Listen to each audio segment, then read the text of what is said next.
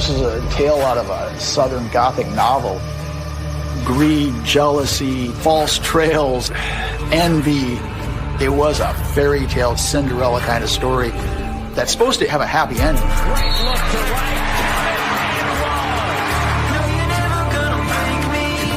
Lorenzen was an absolute force on the court. He was an instant millionaire. Just as fast as he was making money, money was being spent. And he loved the ladies. The ladies loved him too. It was almost like he was just blind with love. She put moves on him like karate chop that they don't do in Mississippi. She saw a future with a millionaire. And then, out of the blue, Lorenzen Wright went missing. If he's missing, he doesn't want us to know where he is. Developing tonight, a former player disappeared and... We gotta investigate. What was your interaction like with the police? I was on them. Check this person out and this person out. I am the mother of Lorenzen Wright. I mean, that's a mother's love for their child. Oh my God, when I heard that story, I didn't know what was going on. I felt like I was in a twilight zone. Is it impossible that his friends, people who knew him and loved him, might not have known about this other side?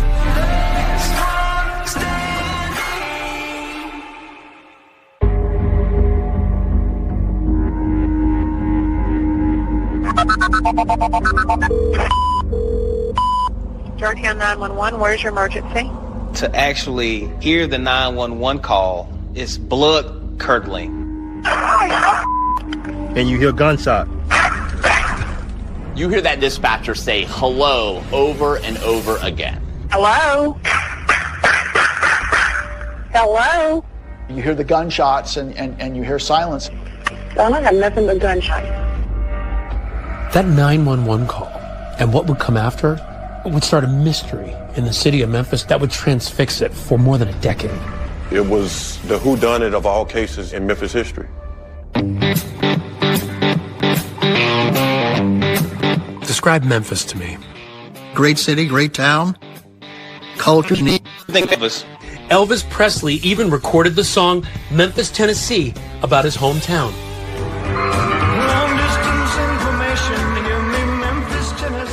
But I think of the blues. I think of B.B. King. I think of Beale Street. Memphis is the birthplace of the blues and rock and roll. People in Memphis love to talk about the music. What they don't like to talk about as much is the crime. Every time you turn the TV on, you hear of someone being murdered. 3 people were shot and 1 man died. Being robbed. An attempted robbery led to shots being fired. Stabbed, shot. But the shooting took place on Chestnut. It's an ongoing thing, man. Memphis has always been this city of haves and have-nots. Probably 30 to 40% of our people are below the poverty line. And Memphis has had its share of crime through the years. These disparities, both racial and economic, they're still there in Memphis. But one thing brings Memphis together, and that's basketball. Basketball bridged a racial divide in Memphis. It's one of those binding things that brings people together from all walks of life. You gotta understand, people from Memphis, they just love whoever plays for them. So imagine if that player is homegrown. Trail by 5, dribble drive, left hand followed by Lorenzen Wright. That love then just becomes off the charts. This is why what happened to Lorenzen Wright was such a big deal. It's why I went there, to really sit down and talk to the people who knew him best. Who is Lorenzen Wright? Lorenzen Wright was one of the best human beings that ever drew breath on this earth. A lot of good basketball players come out of here. He was one who really made it big. It was even noted on TV broadcasts. He come to Memphis as a superstar, so his name was all over the media, it was all over the press. He stood out. He was a hometown hero.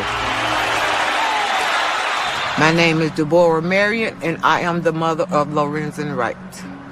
Describe what it was like bringing Lorenzen into this world. Ooh, honey. First of all, he was a big child. He couldn't just lay in my lap, because he was just too long. So he was so long his head came off your knees? Yes. His mother had him at a very young age, and he was raised by his mother and grandmother within the same home. Lorenzen's mom and dad were never married, and Lorenzen's dad, Herb, didn't live in the family home, but he was still a big part of Lorenzen's life. By 7th, 8th grade, he was already playing with the high school team, and that's when they decided to move to get him around better competition. Literally everywhere, they were talking about Lorenzen, even in high school. Yes. So Lorenzen decides that he's going to go to Memphis State. The folks in Memphis love it when Cincinnati comes a-calling. A sellout crowd expected tonight at the Pyramid. Lorenzen drew people to the Coliseum to watch basketball. They didn't know anything about basketball. The entire city was just buzzing with the excitement of him playing for the college. Continues to go to, look at Lorenzen Wright on the jam. Lorenzen was an absolute force on the court. Exciting, athletic, big. He loved people. He loved children. He was just a big baby. He was a yes sir, yes ma'am person. He was raised right. That was Lorenzen. He always had that big smile with him. That smile would just light you away. It would always get anybody.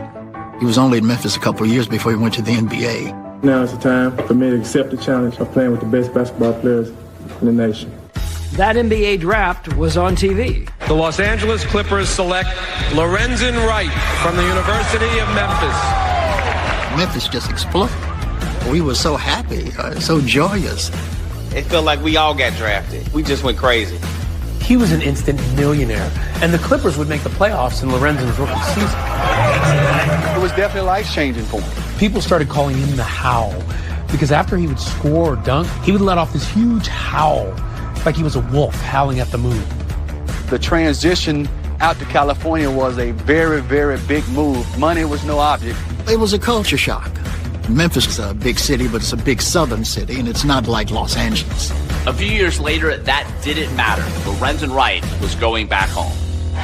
Join me in welcoming Lorenzen Wright. To be able to play high school ball, to play college ball, and then to play in the NBA in front of your hometown, I don't know if it gets any better than that. The whole town is excited to have Lorenzen back, and he shows his gratitude by spreading his wealth around. He is that proverbial guy that would take the shirt off his own back and give it away. He took care of his childhood friends a lot, right? What would he do for them? Cars for him and everything. Let him stay with him. His house was the spot to hang out in. It was like Disneyland at his house. He had a gigantic pool in the back. The number of bedrooms he had, the entertainment. It was really, really nice. And he purchased his mother a home literally 3 minutes away. At one point, he buys you a house. What did that feel like for you? Oh, my, look at my baby. Look at my baby.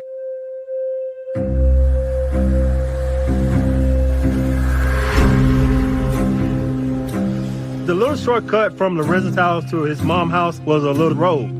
Didn't nobody else parent live on one end and the child live on the other. That was our road, our little cut through. It's called Callis Cutoff. Callis Cutoff.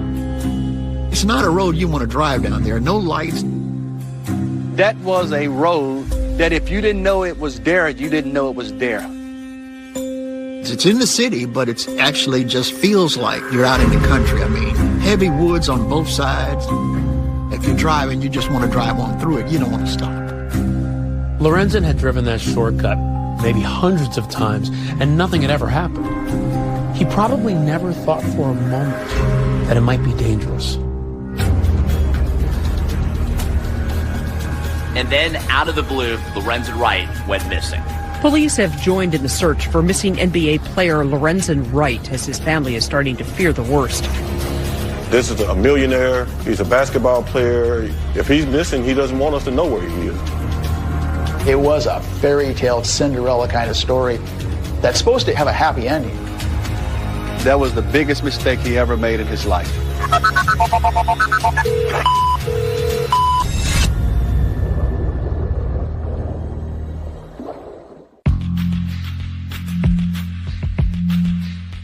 I think Lorenzen's strength came from the work ethic that his father instilled in him. On the court, he was a beast. Off the court, he was just a meek and mild individual. So really, basketball was Lorenzen's entire life, really. Lorenzen met his wife through basketball. Cheryl came into the picture his junior year of high school. He met her over the summer playing AAU basketball, and her dad was his coach. golden brown skin, beautiful smile. She looked really good. Very sexy. She was easy on the eyes. I don't think he had never, ever came in contact with anyone that looked like Shara. I mean, she had all the goods. We would say she knew she was fine and you didn't have to tell her. There is a discrepancy about exactly when they started dating. Depending on who you talk to, she was in college when he was in high school. He's a junior in high school, and here he is dating a junior in college, you know? He thought he was big time then. They became friends, stayed in contact, and a few years later, that's when the relationship went from a friendship to a romantic relationship. It was almost like he was just blind with love, right? Yes. That girl crazy. She put moves on him like karate chop that they don't do in Mississippi. I was hearing that Cheryl was wanting to get pregnant and to marry Lorenzen, assuming that he was going to be this great NBA basketball player. When she saw Lorenzen, she saw a future with a millionaire. Some of the people closest to Lorenzen see Shara as a gold digger. So, were you concerned? Very. He was listening on us, and I kind of like cooled down because I said, if I gotta like her a little bit, you know, to keep my son close to me. You didn't try to disrupt the relationship because he loved her. Exactly. Deborah and Cheryl, they never got along. These two, they never liked each other. When she got pregnant, he was excited about it. You know, obviously his parents wasn't. I don't think this was a situation where she was chasing Lorenzen and eventually wore him down to be with her. I think, if anything, it was the other way around.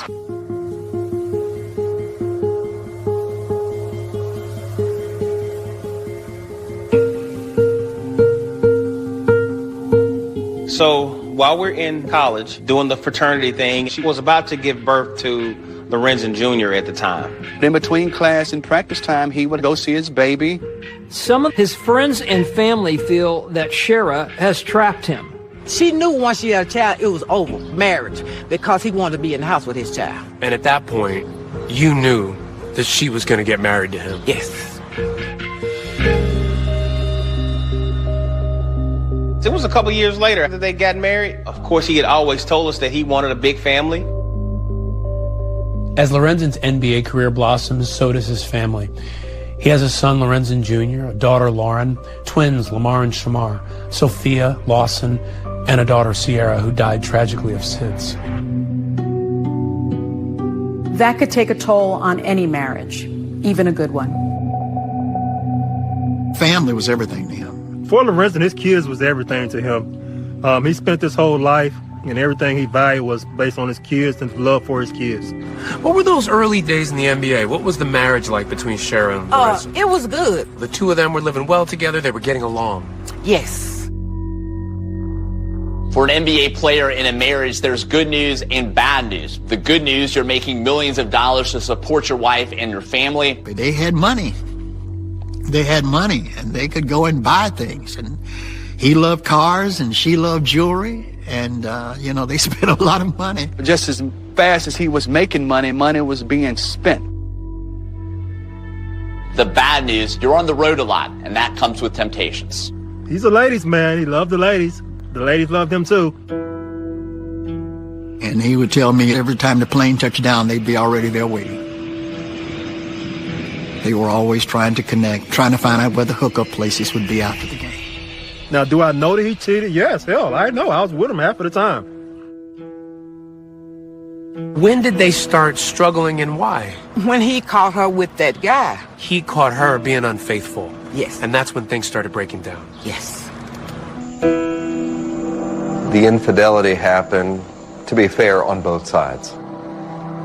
So the marriage was complicated. I think what happened to the marriage was that, they grew apart. Maybe there was some greed issues there. He would say things like, man, it's just always about money with her. Did they have a lot of fights? I've seen the evidence of some pretty bad brawls.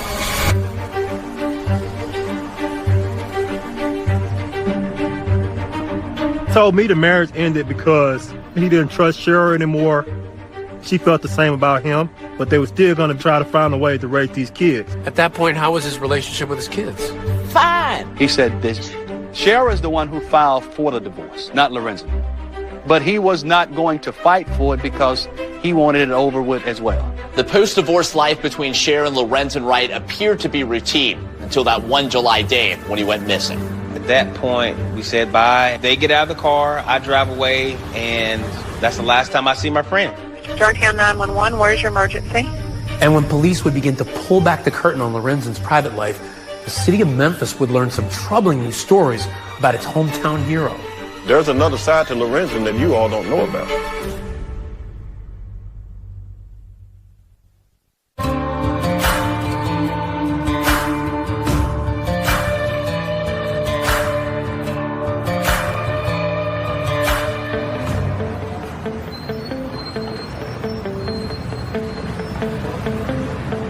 It's the summer of 2010. Lorenzen Wright is living in Atlanta with his buddy Mike G. When Lorenzen and Shara were divorced, he ended up moving to Atlanta. So I went and moved in on him, and, we just had a good time. By this time, his NBA playing days are over. But what's not over, apparently, is his relationship with his ex. Even though Shara and Lorenzen were divorced, they had certainly a physical relationship. They still had an intimate relationship.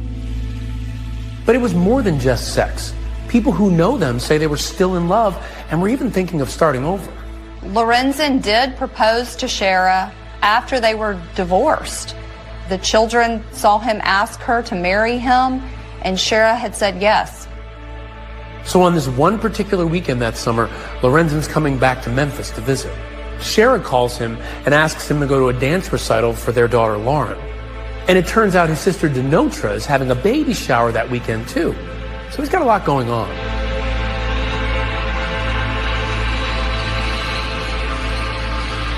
I drove Lorenzen to the airport and fly out to Memphis. As I look back and now, I think that something was going on because Lorenzen was always on edge that whole week, which I thought was unusual. Whenever Lorenzen came to Memphis, Phil would be the first person that he would call. Completely unexpected, out of the blue. He calls me and says, "Hey, bud, I'm in town. Let's hang out." Just bought a new vehicle, and I wanted him to ride in it, and we rode all around the city. He took a picture on my phone of himself that evening.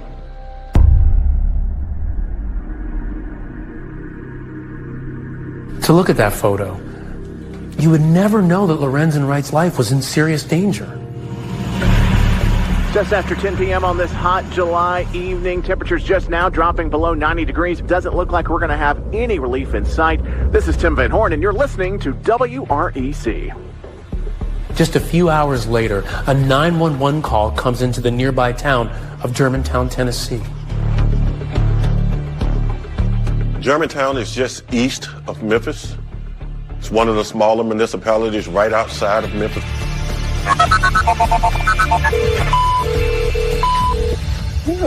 It's a very short call, and you hear a desperate voice on there. You hear a series of gunshots.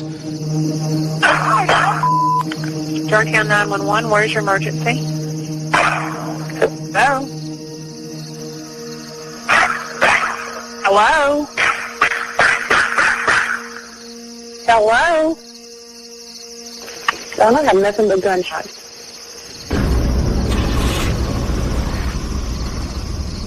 There's no caller ID, so the dispatcher doesn't know where the call is coming from specifically. They thought this call was a hang-up.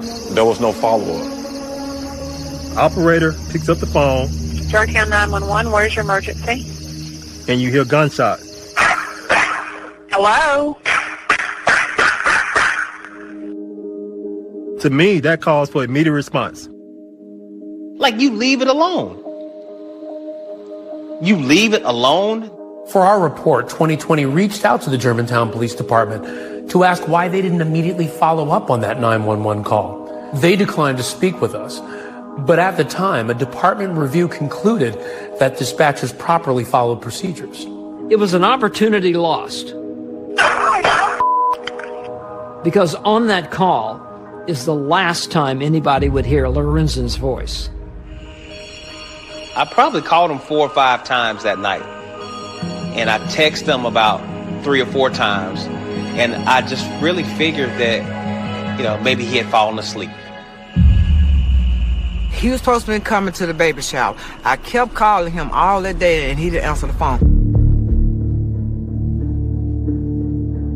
I was getting married July 20th in the Virgin Islands. And so he said that he was going to come over and be my best man. I get a phone call from one of my other great friends saying, hey man, Lorenzen is missing.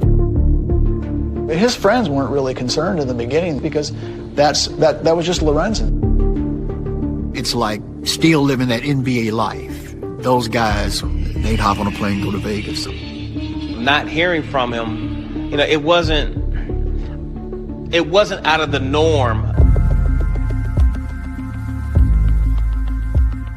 But when Lorenzen's mother found out that he wasn't even calling his daughter Lauren back, that was too much for her. She filed a missing persons report. When I first got the news, I got a phone call. Did you hear that Lorenzen was missing? Initially, I was not alarmed. I'm thinking if he's missing, he doesn't want us to know where he is. It's on purpose. I became concerned when I saw the concern in her face and in her voice. When that missing persons report is made officially known, it becomes a major news story. Developing tonight, a former player for both the Memphis Tigers and the Grizzlies has disappeared, and now his family is worried about his safety. Talk just spread all over Memphis. Where's Lorenzen? What's going on? So the Memphis Police Department starts a missing persons investigation. When somebody goes missing, you have to look at their circumstances at the time. They look at their inner circle. Is anybody new? Did they owe anybody any money? What was Lorenzen's financial condition after basketball? It was not good. It was not good at all, and that really affected him greatly. Lorenzen Wright made as much as $55 million playing basketball. But because he and Cheryl were spending like crazy, there actually wasn't that much left. So to compensate, he always had some side businesses. I think he was doing the side businesses just to, try to create other streams of income for when he did retire. He wants to invest in something else, have other things going on, His dad ran his sports cafe for him. He also had a car detailing shop. Among those off-the-court business relationships, there would be one relationship that would come back to haunt Lorenzen Wright, a man named Bobby Cole. Bobby Cole was a high-level drug dealer. How would Lorenzen be connected to a drug dealer? But Cole was not only a drug dealer, he was also a race car driver, and Lorenzen, as it turned out, loved cars. At some point they meet, and Cole agrees to buy 2 of Lorenzen's cars. I remember him telling me, man, I sold the guy my cars. Now, what the guy was doing, I did not know. The feds had actually looked into this long before Lorenzen Wright disappeared to see if any of his transactions with Bobby Cole involved drugs or drug money. And the DEA, the Drug Enforcement Administration, actually investigated that connection, interviewed Bobby Cole. They didn't find any connection. But those drug rumors would actually start swirling again, this time when police interviewed his ex-wife, Cheryl. She also told law enforcement that about 6 weeks earlier, she had gotten a visit from some unknown individuals that wanted to do Lorenzen some harm. Cheryl Wright, in talking to investigators, claims that she saw Lorenzen leaving with a man she didn't know, carrying a box with drugs. Kind of painting this portrait of a guy who's troubled, who's lost all his money. He's trying to make money illegally. Is it possible that people who knew him and loved him might not have known about this other side that involved drugs? Well, it's possible, but he told me about everything that he was dealing with. And I believe that if he had been doing that, I believe he would have told me. This whole idea that he was involved in drugs, what did you make of that? Y'all don't want me to say what I want to say. But the police are on the brink of a breakthrough. The investigation made a dramatic turn when Memphis police found out about that Germantown 911 call. That revelation eventually leads investigators to that desolate road, the Callous Cutoff, the shortcut from Lorenzen's house to his mom's. And there, they will make a chilling discovery.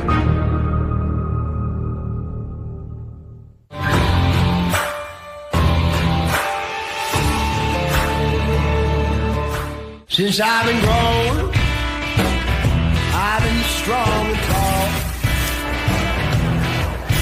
I ain't ever met nobody that could keep me on a barroom wall. Lorenzen Wright's disappearance was all over Memphis TV. Lorenzen Wright has not been seen since Sunday. One local news crew even got his ex-wife Shara to come to the door. He was fine. And he's fine now, and I'm not going to believe anything other than that. He's fine now. In those days after Lorenzen went missing, his friends are all trying to come up with plausible explanations as to where Lorenzen might be, that maybe he is fine. But there's one thing that keeps coming up, one thing that sticks out when they think back about the night he disappeared. In the hours after Lorenzen took that selfie in his friend's car, they remember that Lorenzen and Shara had a fight. That evening, Phil and Lorenzen had been planning a father-son night with their boys. But suddenly, Lorenzen gets a call from Shara, and it was unpleasant. I could hear Shara say, no, you bring him home now. He was like, okay, all right, fine. I don't want to argue with you. And so we drove on to the house. Yeah, he was dropped off at Shara's house. He was just going to go see Shara. And when we pull up at the house, he said, I'm going to go in here and I'm going to calm her down and I'll call you later and then we can go out. So Phil drives away, having no clue that this is the last time he'll see his friend. Because a few hours later... Georgetown 911, where's your emergency? That 911 call, which might not have been investigated then. Sounded like nothing but gunshots. But it is now. 9 days after Lorenzen went missing, police are all over it. The call was revealed because they went back and checked their records, and they found that they had this desperate call from a man, 9 days earlier. Once the 911 supervisors realized that there was a call made on that night, they did a triangulation and found the area that the call was made from. It's a rural area, a wooded area, not a lot of traffic. And when police visit that wooded area, their worst fears are realized. They find the body. Police in Memphis, Tennessee have found the body of former NBA player Lorenzen Wright. Of course, it was a huge story on the local news. They found him almost instantly. His body was found. There wasn't much left of it because it had been out there 9 days. Even if you knew Lorenzen well, there was no way in the world that you could have identified his remains as him. The condition of his body was shocking, that he had literally melted in the hot summer sun. The 6'11", 255-pound NBA center was just 57 pounds when his body was found. Badly decomposed, investigators say he was shot at least 5 times. When did you find out that he was dead? When they found his body. When I got that phone call, I just threw down the phone and just broke down, It was really, really painful. Me and my girlfriend jumped in her car and flew over there so quick. I was trying to get down there where he was because I wanted to walk his last step. Because me and him was like this. So you went to the crime scene. It was as if you wanted to find a clue. Right. By literally walking in his footsteps. Yes. You could see a mother's anguish in real time as news cameras capture her desperation to see her son. Lorenzen Wright's mother was ushered behind the crime tape by MPD investigators. She was visibly upset but did not speak to the media before leaving the scene. They had her on the news. Where's my baby? Screaming out, where's my baby? Did the police let you get into the crime scene? They let for a little bit, but they wouldn't let me get all where he was. They let me get under the tape. I went under the tape anyway.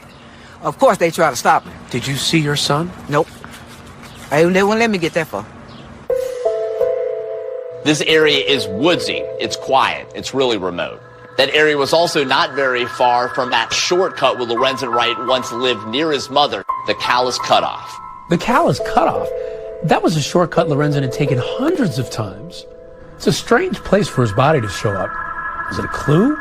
No one was concentrating on it in that moment. No one was talking about the fact that, that he lived nearby. The body turning up there, does it narrow the scope of people who were involved in it, or does it widen it? It's still very hard to tell. Publicly, yeah, there was a lot of talk about other people being involved. You talked to people and asked, did you know anybody, any reason why anybody would want to hurt Lorenzen? Was he involved in illegal activity? They also found shell casings and actual bullets. Turns out police found shells from 2 different caliber weapons. This is a critical piece of evidence. It means that more than one gun was used in the shooting. Lorenzen was shot 5 times, but he was shot with 2 different guns. So we got another shooter. But then it got really real to us. And he's gone. Somebody has killed Lorenzen. I'm thinking to myself, oh my God, who could have killed my friend? Why would somebody want him to die? The answers wouldn't come quickly. In fact, it would take a book written 5 years later to shed new light on the case. A book written by none other than Shara herself. And then this book comes out, which almost appears to give clues.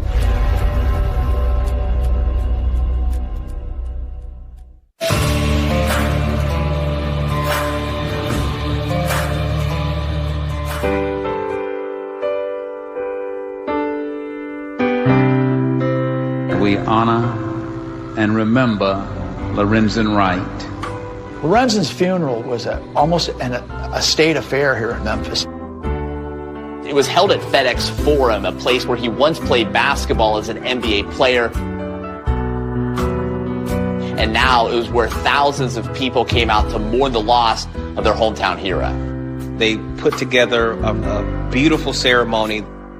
His pledge brothers, we were all pallbearers for the funeral. I was asked to do the eulogy. His smile was infectious, his work ethic unmatched, his generosity prolific, and his commitment unswerving. The thing that I remember the most about the funeral is Shara hugging me and saying, "Thank you for such a beautiful eulogy."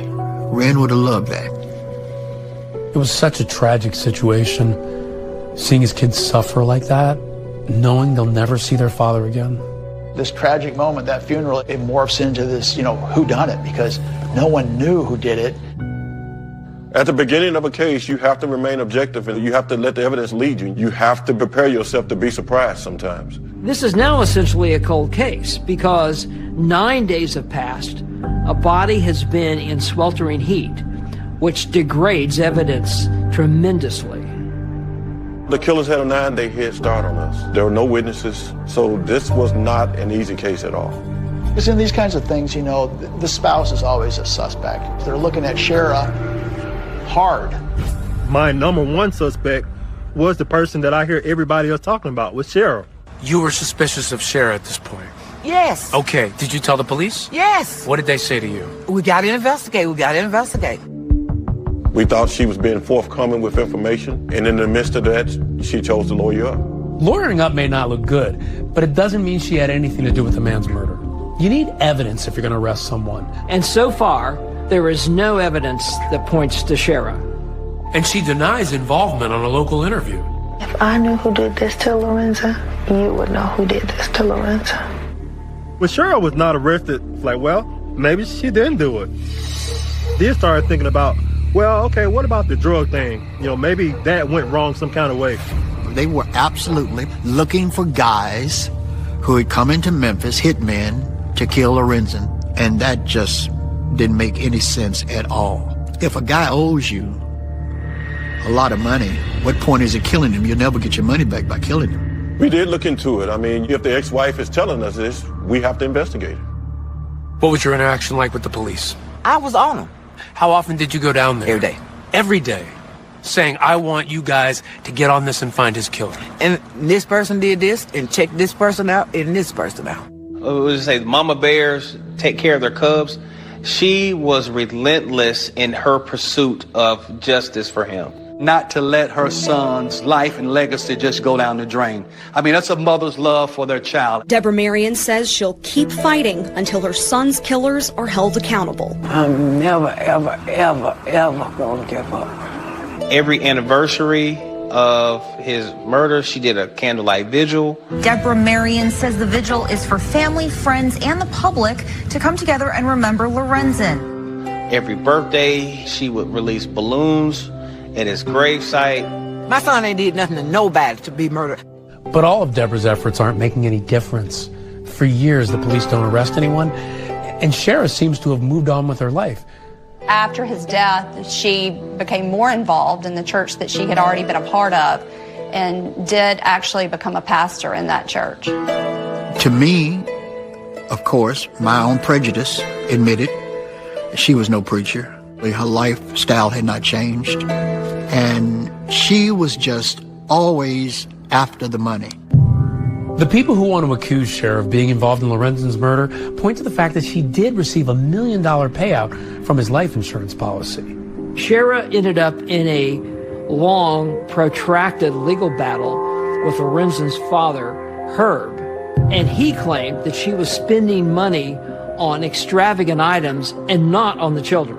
I didn't work from the time we separated. She was buying fancy cars, and it got pretty dirty. You know, it was all of them in court, you know, fighting over the money. That's common for family members to fight over proceeds and to end up in court. So that didn't have any significant impact on the case. But an investigator never knows when something odd will come up. And in this case, something odd and unexpected does come up. Shara writes a book.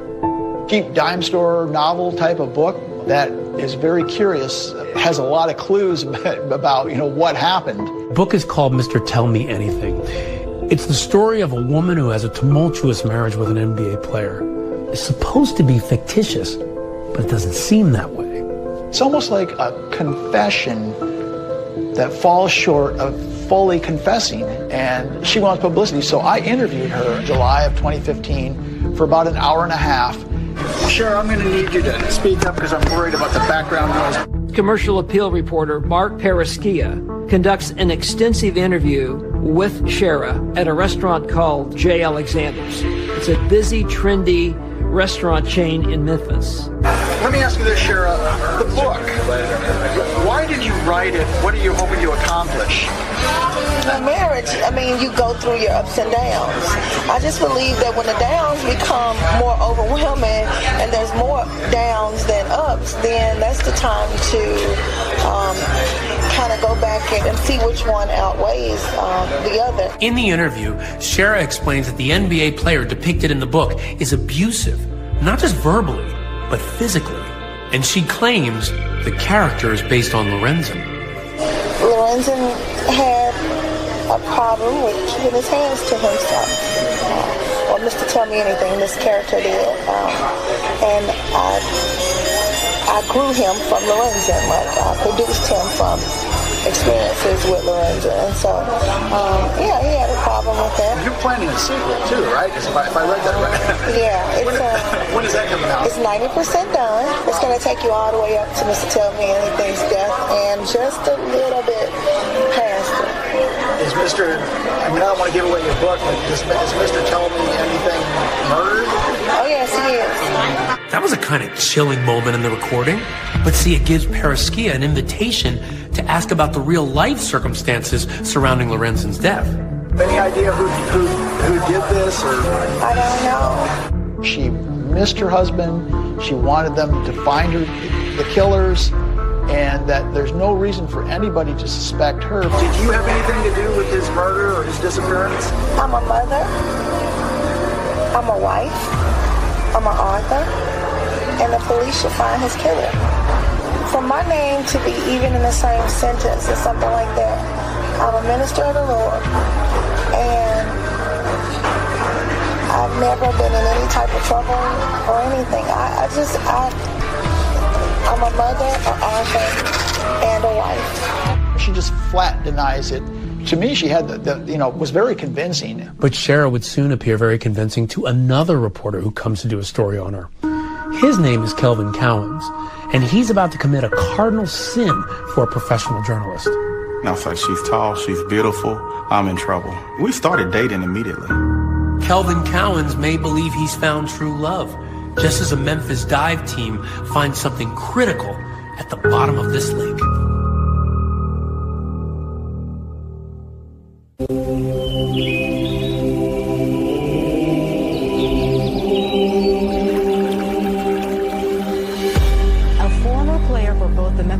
And the Grizzlies has disappeared, and now his family is worried about his safety.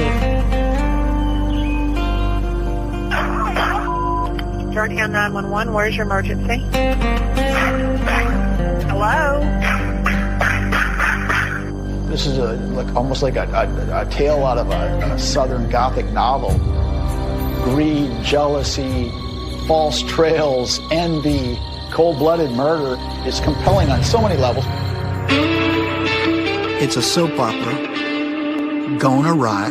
Wright was found in a wooded area just outside Memphis.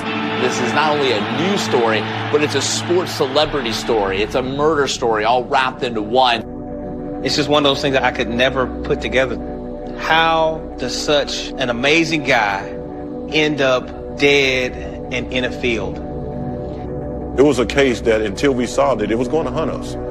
It was literally going to hunt us. But his mother, God bless her heart, she continued to keep it in the forefront, to keep it going. I'm never, ever, ever, ever gonna give up. But Deborah wouldn't give up on it. She is absolutely the heroine. She is the hero of the story.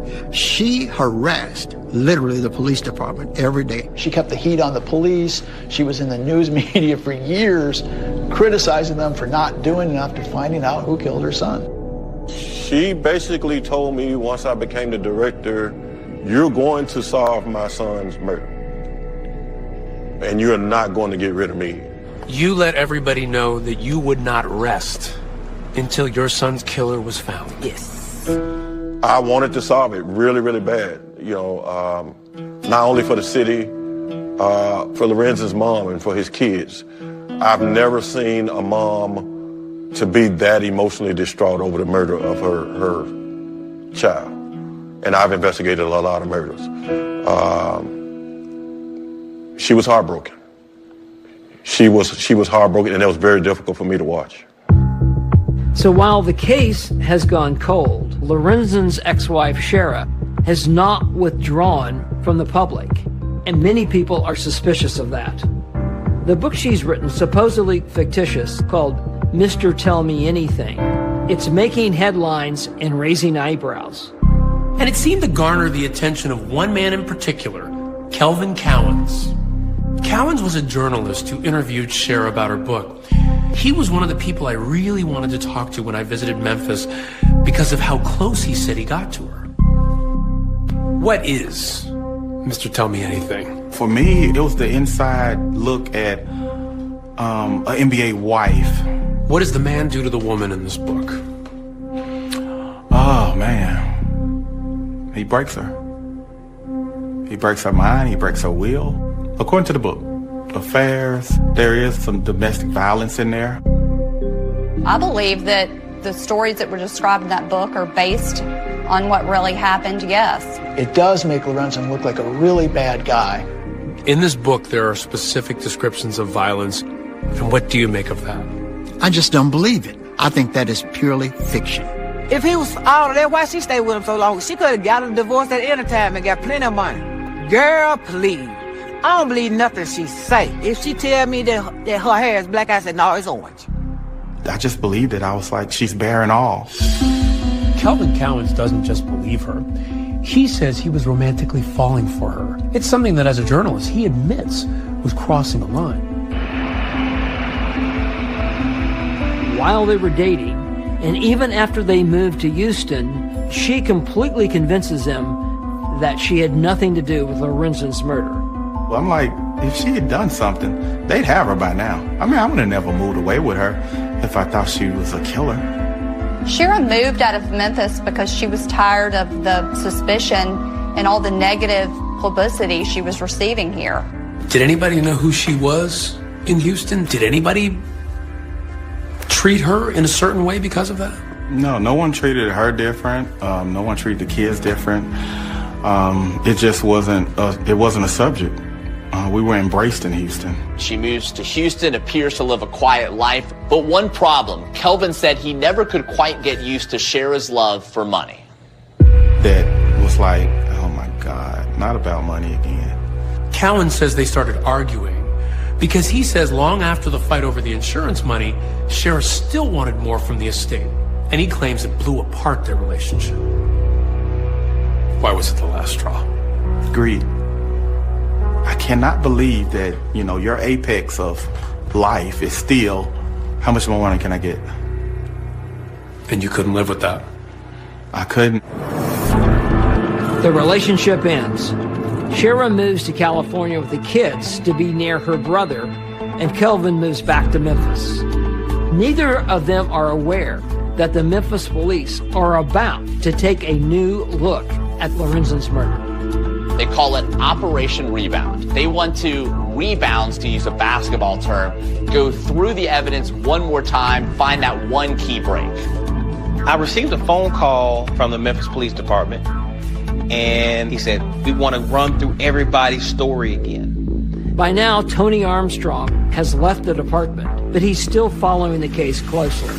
I immediately thought, okay, somebody has gotten themselves in a tight spot, and they're starting to talk. The police suddenly announced, we found the murder weapon in a lake in Mississippi. News about finding at least one of the guns was all over local news. 7 years later, the gun the killer may have used was found in a lake in Walnut, Mississippi in Tippah County.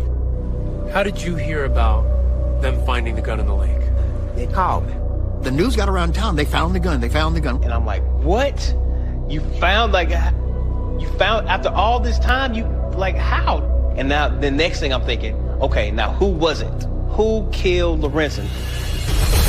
And that's when this man enters the story. A man who cops say is the whole reason they found that gun in the lake in the first place. Because he claims he knows who put it there. You mean what? Are you kidding me? Are you actually kidding me?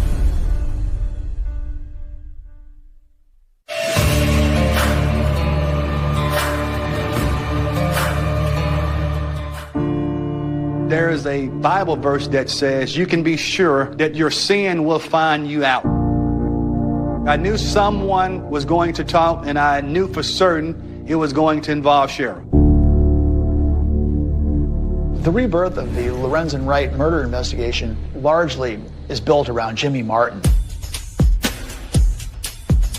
Jimmy Martin was a 34-year-old former rap artist who went by the name of Trickster. He was also Shara Wright's cousin.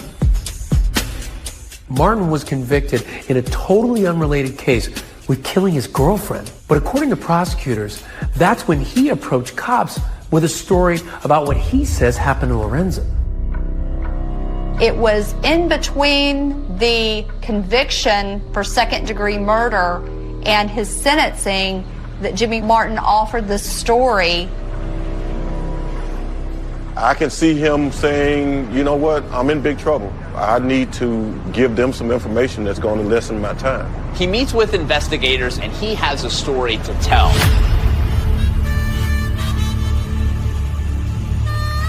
So what you are about to hear is what prosecutors said in court is Jimmy Martin's story about what he says happened to Lorenzen. Jimmy tells investigators that Shara Wright is involved in Lorenzen's murder with one other person, a man named Billy Ray Turner. Billy was the guy that cut the grass. Billy Ray Turner was a landscaper, a yard man, who happened to be a deacon in a small country church that Shara attended. Here's what Jimmy Martin supposedly told prosecutors about that landscaper, Billy Ray Turner.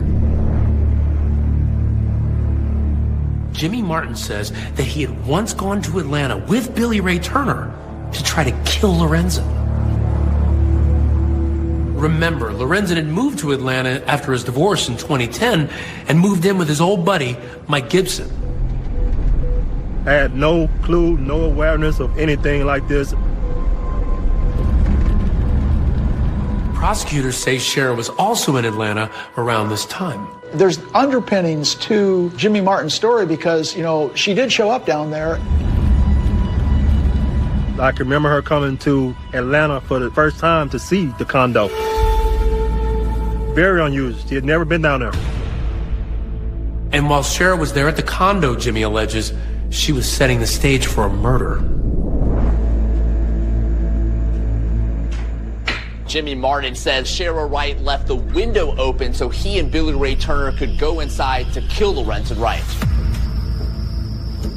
In court, prosecutors detail step by step what Jimmy Martin says happened next. Billy Ray and Jimmy Martin go through a window and they're looking for Lorenzen, but they can't find him. Turns out that Lorenzen wasn't even home at that moment. I was there laying on the couch. Had I woke up, or had Lorenzen been there, we'd both be dead. The story Jimmy Martin tells investigators is that there's another man asleep on the couch, so they don't go through with the plan. With that attempt foiled, prosecutors allege a new plot to kill Lorenzen was hatched. This time, they say, unfortunately, it worked. The body of former pro basketball player Lorenzen Wright has apparently been found in Memphis. Sources say it appeared Wright had been shot several times. Martin claims to investigators that a few days after Lorenzen's death, Shara and Turner confessed to him that they murdered Lorenzen. And that he helped them clean up the crime scene. Prosecutors said in court that Martin told cops that a metal detector was used to try to find a gun that was dropped during the murder there.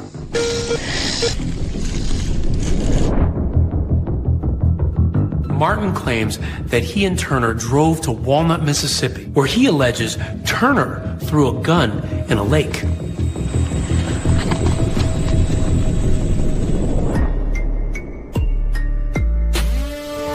That lake is about 45 miles from Memphis.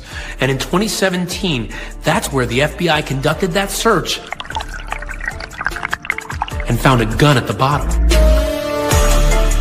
They were able to do forensics on this pistol that was recovered and determined that those shell casings came from that gun. Even though police know that there were 2 weapons used in the shooting, this evidence alone is huge. Developing right now, new information in the unsolved murder of Lorenzen Wright. Authorities now say a gun found over the summer may be the one used in the crime. They're announcing, we found this gun. Why are they doing that? The reason they were doing that is they were telegraphing to the suspects to put them in a panic mode. So law enforcement starts monitoring Shara and Billy Ray's cell phones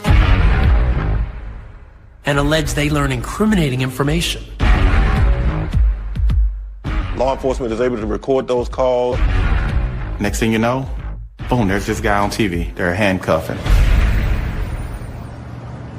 46-year-old Billy Turner sits behind bars this morning, arrested at a Carterville gas station. It was a standard arrest. There was no incidents to it. This person who, for the past 25 years, had not had any sort of troubles. Real nice guy, always just laughing. No, he never showed aggression or anything like that. I'm just like, who is Billy Ray Turner? Who is that? I've never heard about Billy Ray Turner. The only thing that I knew, and I ended up putting 2 and 2 together, is that Lorenzen, he told me, Cheryl sleeping with everybody in Memphis. She even sleeping with her gardener, which was Billy Ray. Continuing coverage for you now this midday about the suspect charged with killing former Memphis basketball player Lorenzen Wright. Billy Turner entered a not guilty plea on charges that he murdered Wright more than 7 years ago. Emotions were extremely heavy in Billy Ray Turner's first appearance in a Shelby County courtroom. And these hearings were televised, right? Yes. That's how high the interest was. Yes. They would break into the regular day programming. It was like the big thing here. New developments this midday in the 2010 murder case of Memphis basketball star Lorenzen Wright. When I saw him, I knew instantly she had used him because that's not what she want. He ain't had no money. She don't deal with no grass cutter. Good morning, sir. You have a mother who searched for answers for all of these years and then finally associated a face with the person responsible for taking my son's life. And all the emotions just came out.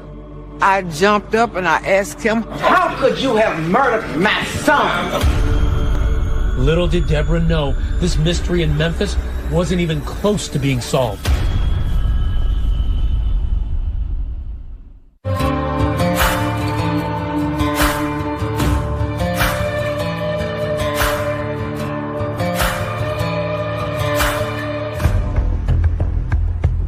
It's Billy Ray Turner's arraignment, the first time anyone has ever gone before a judge in connection with Lorenzen Wright's murder. The victim's mother was emotional at the sight of Billy Turner in court. Lorenzen Wright's mother stands up in the middle of the proceedings and yells, how could you have murdered my son? That's what I need to know, just how. The atmosphere was one of just, wow.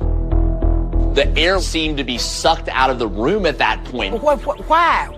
Who are you? We don't know you. It's like a stranger killing somebody. That's right. Step to the mic.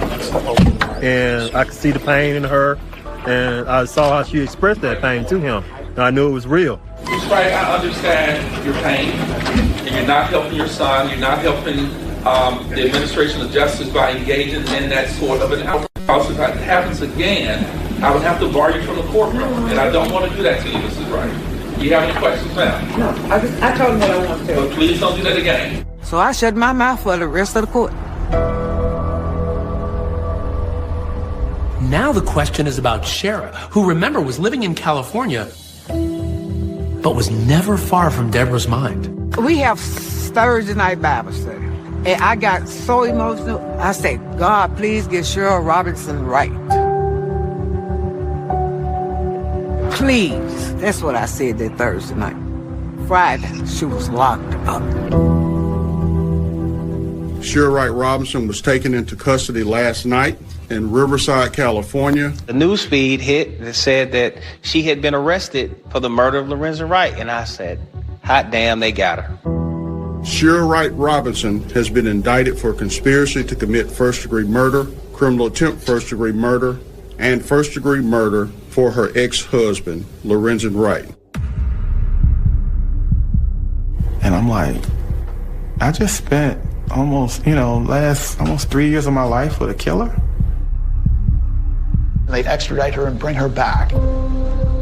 It was Memphis Police Department's one of their finest moments of finally putting this thing together. Today in court, Shara Wright, right there behind me, pleaded not guilty to killing her husband. Shara, basically, I think the reality of finally being caught really took the life out of her.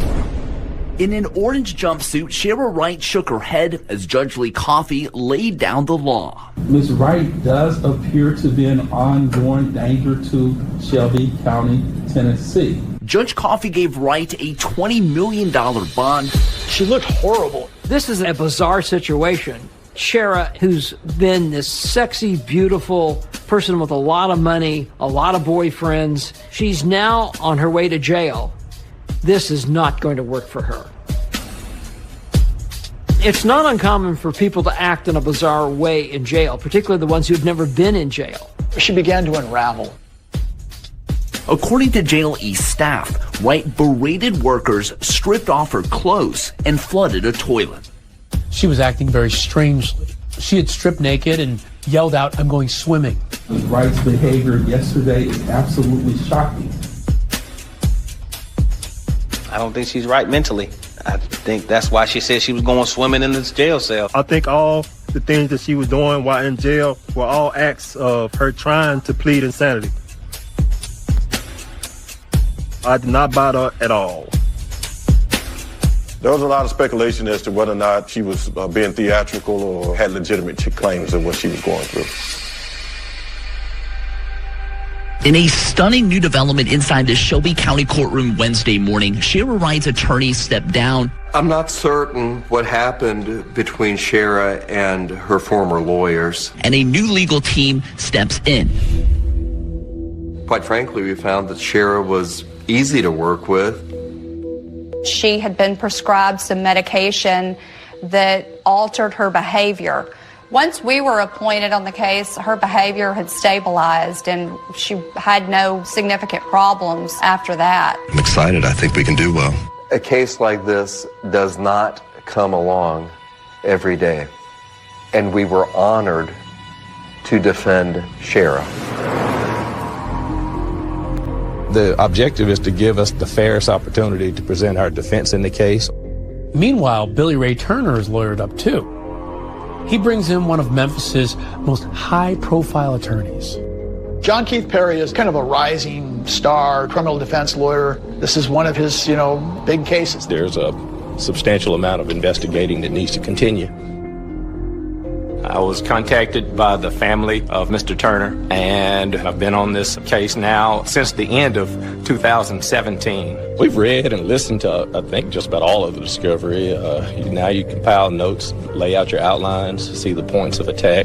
I've never had a reason to regret representing Billy Ray Turner.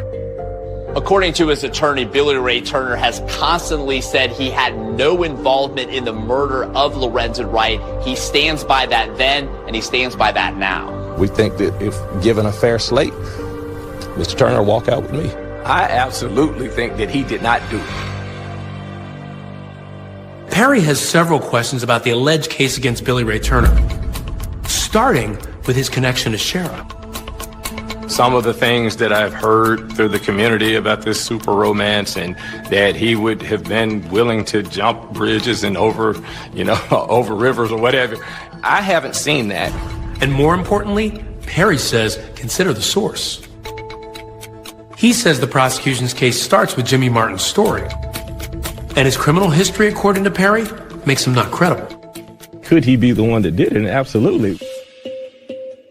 With the statement that he gave, how he gave that statement, and the fact that he is a convicted murderer, yes, there's an absolutely a chance that he could have committed the act himself. Credibility-wise, he would be low on the totem pole, I think. Maybe he's just trying to minimize his involvement in all this. He's flipped, he's turned a deal.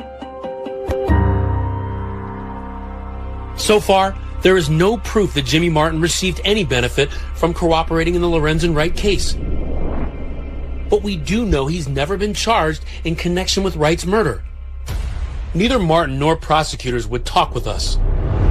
But now the stage was set for a climactic trial in the Lorenzen Wright murder. Did you expect these cases to lead to conviction? And did you expect that to happen fairly quickly? Once the gun was found, I did. No case is a slam dunk. No murder case is a slam dunk. However, no one was prepared for what would actually happen next. I walk to the assignment desk, and she hangs up the phone and frantically says, I just got a tip. Go down to the courthouse.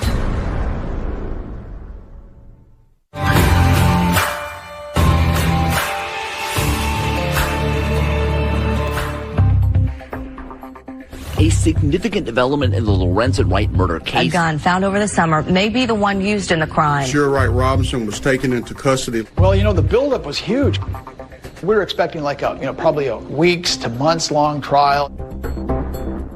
The judge is expected to rule this spring on a host of pretrial motions from Shara Wright's and Billy Turner's legal teams. They were going to be tried together as co-defendants. That was my understanding.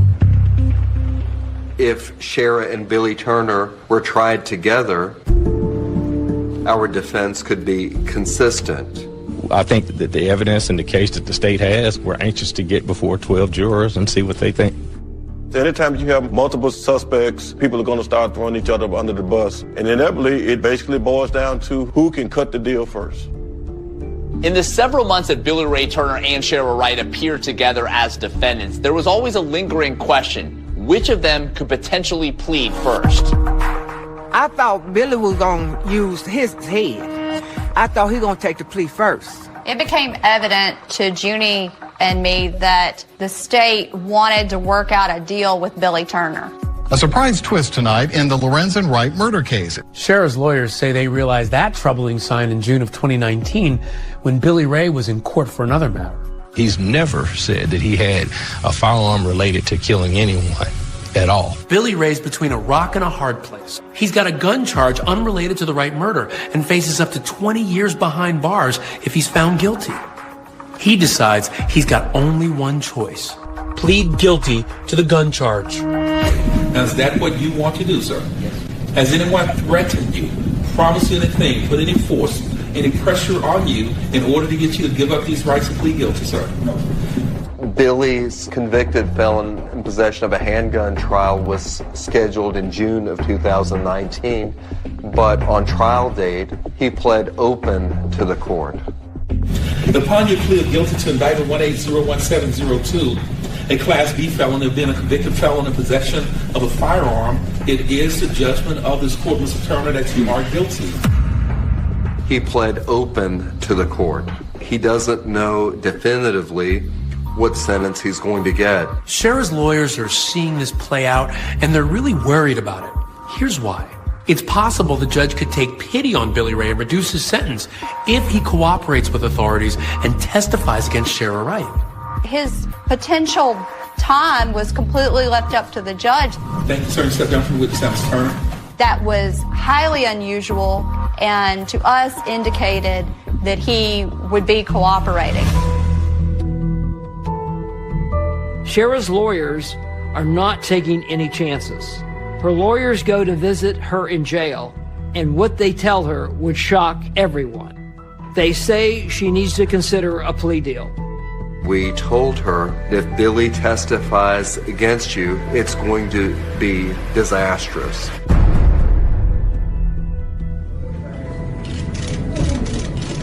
Look at Shara Wright to the courtroom, please. One morning, out of the blue, we get a frantic phone call into our newsroom, a tip from the courthouse. Shara Wright plans to plead guilty.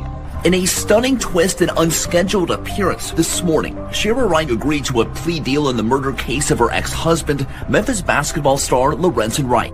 She realized that I'm not willing to roll the dice. I'm not willing to take a gamble on this, and she cut the deal. No one had any foresight or knowledge that they were going to do that. You raise your right hand, please, ma'am. Do you solemnly swear or affirm? Everybody was sitting on the edge of their chairs. The whole truth and nothing but the truth, help you God. Yes. They wanted to see what was Shara's role in this. We know Shara Wright is there to plead guilty, but we don't know entirely what she's pleading guilty to. Ms. Wright, the agreement that you have to say is that you would plead guilty to the included charge in count 1 to facilitation of first-degree murder. In the deal, the 48-year-old pleaded guilty to 2 counts, facilitation of first-degree murder and facilitation of attempted first-degree murder. Facilitating. Yes, sir. Facilitating the murder. I've never heard of that charge.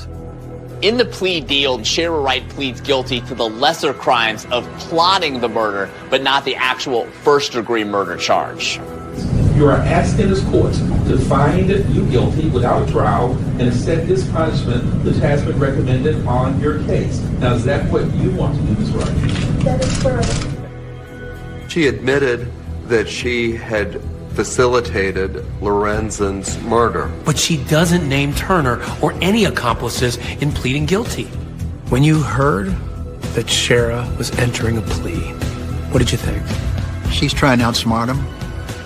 I think she just decided to bite the bullet, so to speak, on the murder and to figure a way to get the less amount of time that she could. Prosecutors would not comment to 2020 about the case. She knows she was finna go down, down, down, way down. She wasn't gonna get no few years. She gonna get some lifetime. Ms. Wright, it is the judgment of this court that you are guilty. This court sets your punishment at 30 years confinement in the Tennessee Department of Corrections. She received a 30-year sentence, of which she'll serve 30% before release eligibility. I think our prosecutors failed us, those of us that loved him. I think she played him. My reaction was, I was sick in the stomach. I'm like, are you kidding me? She may only do 9 years. Lorenzen, he lost the rest of his life, and she may only have to do 9 years. I felt really bad, felt really sick. I said, that's not fair. It's not about fairness. Ms. Wright, Ms. Step down for witness stand. What you like now? Thank you, ma'am. I think it's a concept the public wants to believe in. When the state and the defense comes to a negotiated plea agreement, then generally speaking, the court will approve it. If the sentence surprised a lot of people in court, though, what came next was even more shocking. Ms. Marion, when you were first in court, you asked for things that you wanted to say. Yes. A mother is about to confront the woman who arranged her son's murder. After all these years, what will Deborah have to say?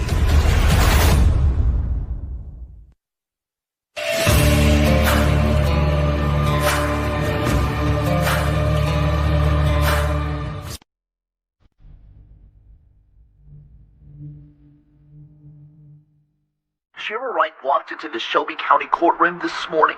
She agreed to a plea deal in the murder case of her ex-husband, Memphis basketball star Lorenzen Wright.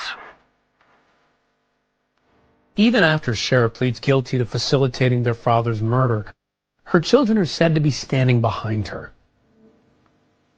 I know the kids were at some time maybe still are in denial of Mama's involvement, and you can understand that. The children support Shara because they love her. The children were very aware of the complicated dynamic between Shira and Lorenzen. And so they came into this situation with all the history of what they experienced. So they had unique perspectives on what had occurred between them. What do you think about the fact that they're standing with and supporting their mother? Well, that's their mom. It's probably hard to see her as she truly is. I hadn't seen her. I'm just going to love them from afar. You can imagine a mother not just losing her son, but in the manner that it happened in all these years, suspecting it was Shara, and it turns out, yeah. After she agreed to the deal, Lorenzen Wright's mother, Deborah Marion, spoke directly to her former daughter-in-law. Marion, when you were first in court, you asked the things that you wanted to say. Yes. Judge Coffey gave Deborah the opportunity to address Shara. I will allow you to vocalize or verbalize anything that you want right now, Ms. Marion, because you have that right under our Constitution now. I couldn't wait to hear what she was going to say. The room was quiet, it was tense, and it was locked in as Lorenzen Wright's mother looked directly in the eye of Shara Wright. I was thinking about it the whole while as it was going on, what I was going to say. But once I got up to that mic, my train of thought just changed. I focused on my grandkids. But Sharon, I want to thank you for giving me my grandchildren. That's what I want to thank you for. Instead of anger and outrage, she looks at Shara Wright and gives more of a sense of compassion and family and love. But I want you to unlock them so I can visit them, so they can see their grandma. Because Sophia keep calling, she wants to come make chicken and dumplings. And I didn't expect her to bring up the kids, but I was so glad that she did. But I want you to call them. No, it's okay to talk to your grandma. Grandma still loves them. That's all I want, my grandkids. I just hate what happened to my child. But he left nice looking kids here for his grandma. But they want to see me like I want to see them. I'm ready for them to come back to home with their family. That's I miss them. Well, I was trying to tell her to get the loop off my grandkids so they can call me like they used to do. But, I know she got them reeled in. Most of the children were adults. Shara Wright was not standing in the way of the children having a relationship with Deborah Marion. To see her basically plead to Shara to let the kids be with her, it touched my heart. Deborah, she played it well, because no matter what you say in court to that woman, it's not going to bring your son back. Am I able to respond to her? What a moment that is. It appears that Shara is about to say something to Deborah, and everybody is on the edge of their seat. Mr. Gangle, you want your client to say anything at this point, sir? Shara did want to respond. I advised her not to, because at that point, what difference does it make? No, Miss Wright has nothing to say at this time. Well, she had nothing to say to me. She didn't even say, I'm sorry. You could see it on her face. She wasn't sorry. I know what has happened to you and your family, your son, can never be undone by anything that these courts do. But I hope it brings you some closure. I hope it allows your family to continue to deal. And again, thank you for your patience, and we'll deal with Mr. Turner's case in September round. Thank you all for being in for today. With no trial for Shara, the city of Memphis still has a lot of unanswered questions. Next up is Billy Ray Turner's trial. This is the last chance to get some answers.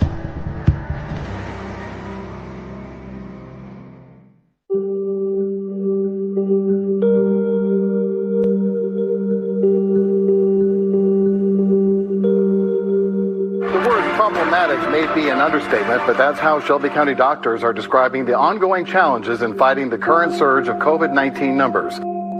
The trial of Billy Ray Turner is scheduled for this fall, but with everything going on in the world with COVID-19, it's unlikely that that will happen.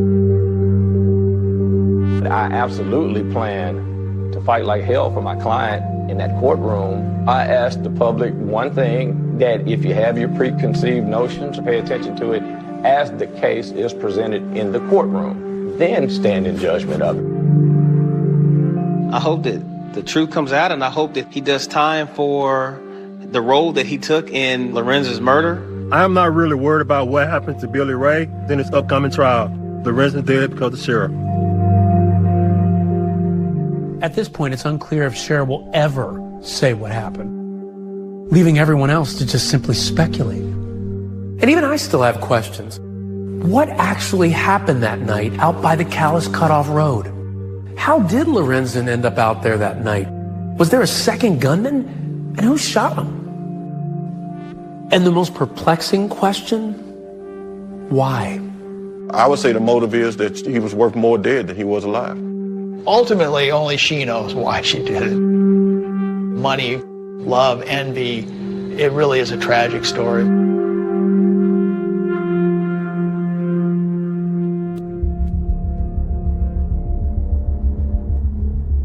Meanwhile, the people involved in the story are finding out that even 10 years later, there's no shortage of public interest in Lorenzen Wright's murder. I got a documentary coming out. It's called A Million Reasons. You get to hear her talk for herself. You get to see a real inside look on our life. Well, you get to see, what did she spend all that money on, in detail. I don't have a monster to sell you. I'll tell you about Cheryl Wright, and you make your own decision. You'll be able to see it for yourself.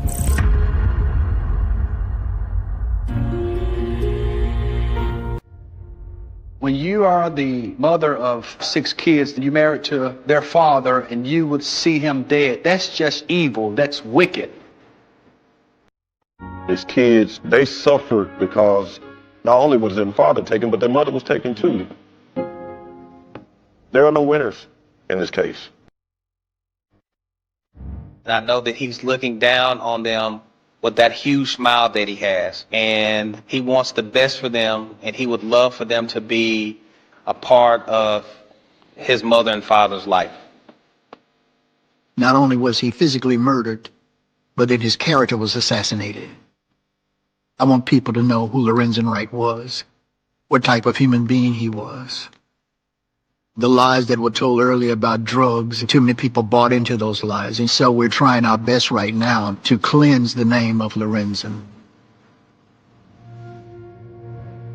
The drugs, the physical abuse, his friends say none of those things are true. And he deserves to be remembered as the good family man they knew, a man they will never forget. With Lorenzen, I be talking to his picture. Sometimes his picture could look at me a certain way, acting like it's really him.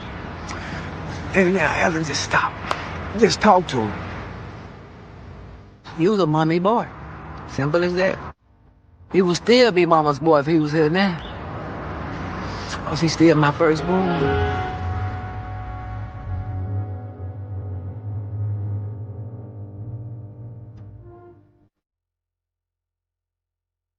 You're as cold as ice. The last thing they would expect is to find a suitcase with a human body in it. There was no doubt of what it was. It's a set of human legs. Oh my gracious. The big question is, how the hell did he get there? They were crazy in love at first, but it quickly became tumultuous. There were infidelities, they'd fight. I think they liked the drama. You're as cold as ice. The person who did that would look like a monster, but sometimes killers look just like Melanie McGuire. Do you still insist that you're innocent? Absolutely. Now, the all-new Jailhouse interview. Who do you think killed your husband? New details, stunning audio recordings. Is there anything else you're not telling me? Like what? Like I killed my husband. Did you? No. But thanks for asking. The secret in the suitcase. It turns out it isn't the end of this story. The new 2020 True Crime Event Special. Next Friday at 9/8 Central on ABC. Do you think you know me? What you want, baby, I got it. I've been down this road before. I want respect.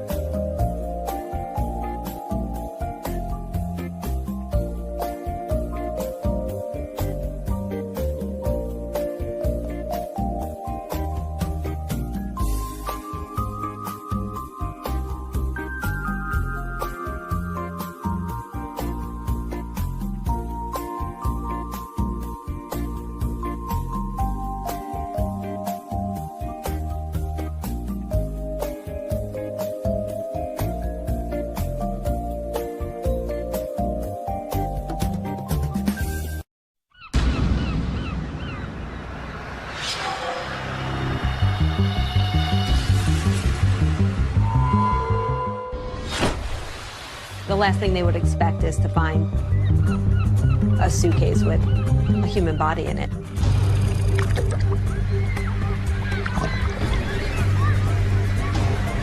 The big question is, how the hell did he get there?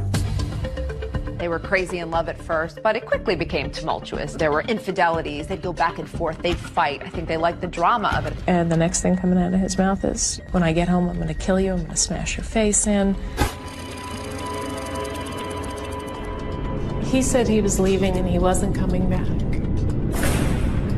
Were you ever angry enough to want to see him dead? There were times I wanted him gone, but gone doesn't mean dead. And Mel just said, well, I'm a single mom now, and now I've just got to get on with my life. I said, well, no, the next thing is we've got to figure out who did this to him. And after I got off the phone, I said, she did it. They couldn't find any forensic evidence whatsoever to establish that this was a crime scene. Do you still insist that you're innocent? Absolutely. I still feel like, how could somebody think that I did that? I think she did not actually commit the crime. It turns out it isn't the end of this story.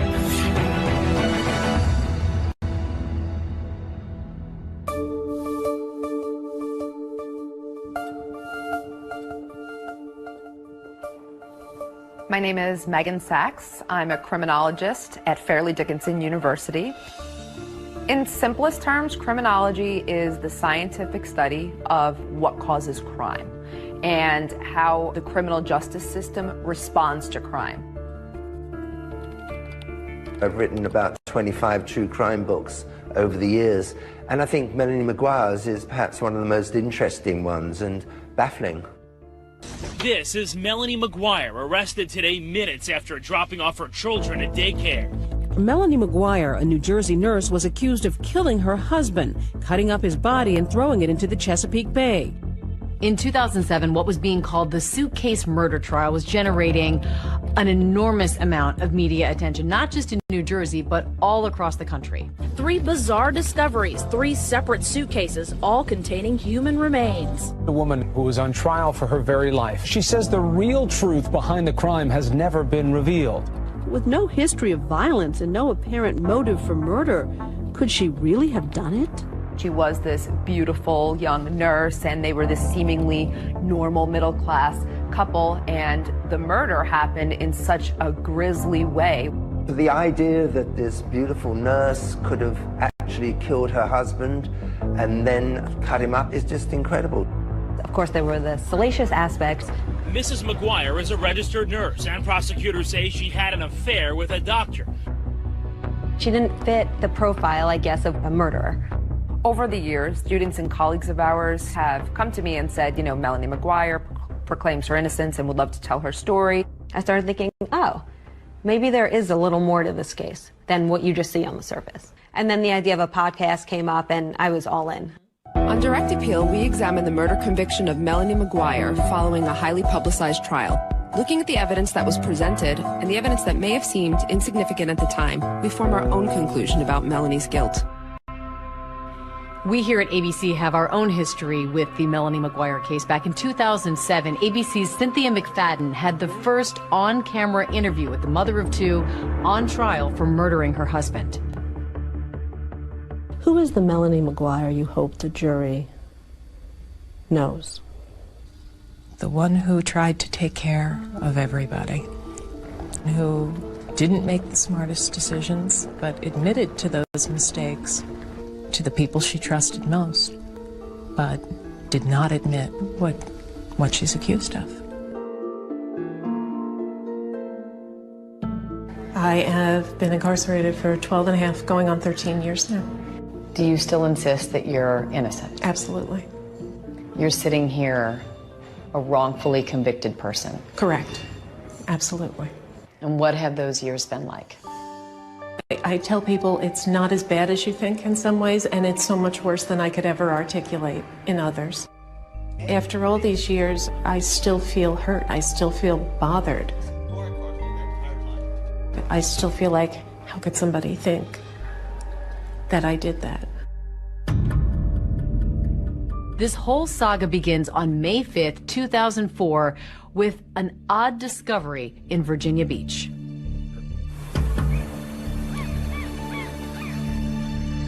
Early morning, a couple of fishermen and their kids are out on a boat by the Chesapeake Bay. Me and my friend Don Connors was going to go out fishing, and we both had days off, and D, or Don, we called him D, he said keep his kids out of school, we were going to take them fishing. So everybody was excited. We went right out through this bridge here, and if you keep on going, you'll run right into the Chesapeake Bay Bridge Tunnel. The Chesapeake Bay Bridge Tunnel is about 17.5 miles long. It really is quite astonishing. It connects the eastern shore of Virginia to Virginia Beach. Has two tunnels for two shipping channels, and once you get on the other side, you go north, you're up into Maryland, Delaware, New Jersey. So we went out there and anchored off of Fisherman's Island, and we were just doing some fishing. And suddenly, one notices that a suitcase has floated by. We wheeled the boat around, pulled up alongside it. I immediately thought it probably blew off of a car, you know, off the luggage rack or something. D and his son had reached over and were trying to pull it up in. It had some weight to it, so I stopped the boat, reached in and helped him pull that thing up in there, and laid it in the floor of the boat. They found a dark green Kenneth Cole suitcase in pretty good condition that was apparently part of a luggage set of 3.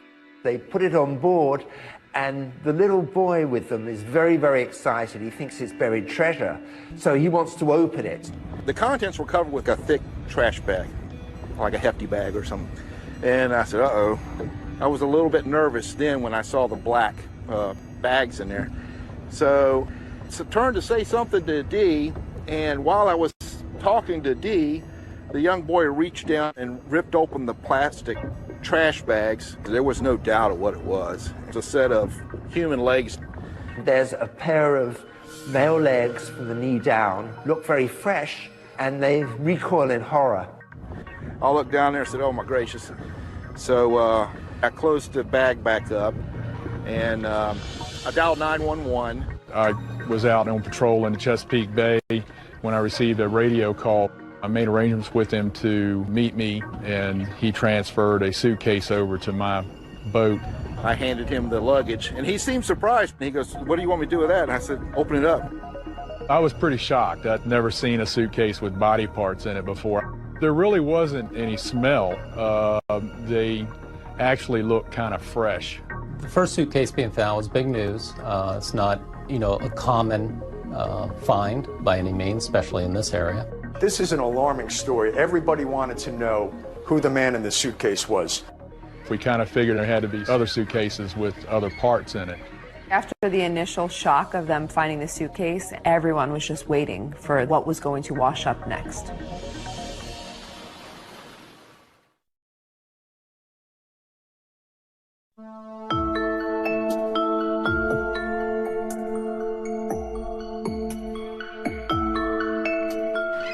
Chesapeake Bay area, there's a lot of boaters, there are bird watchers, there's Fisherman's Island, a nature sanctuary.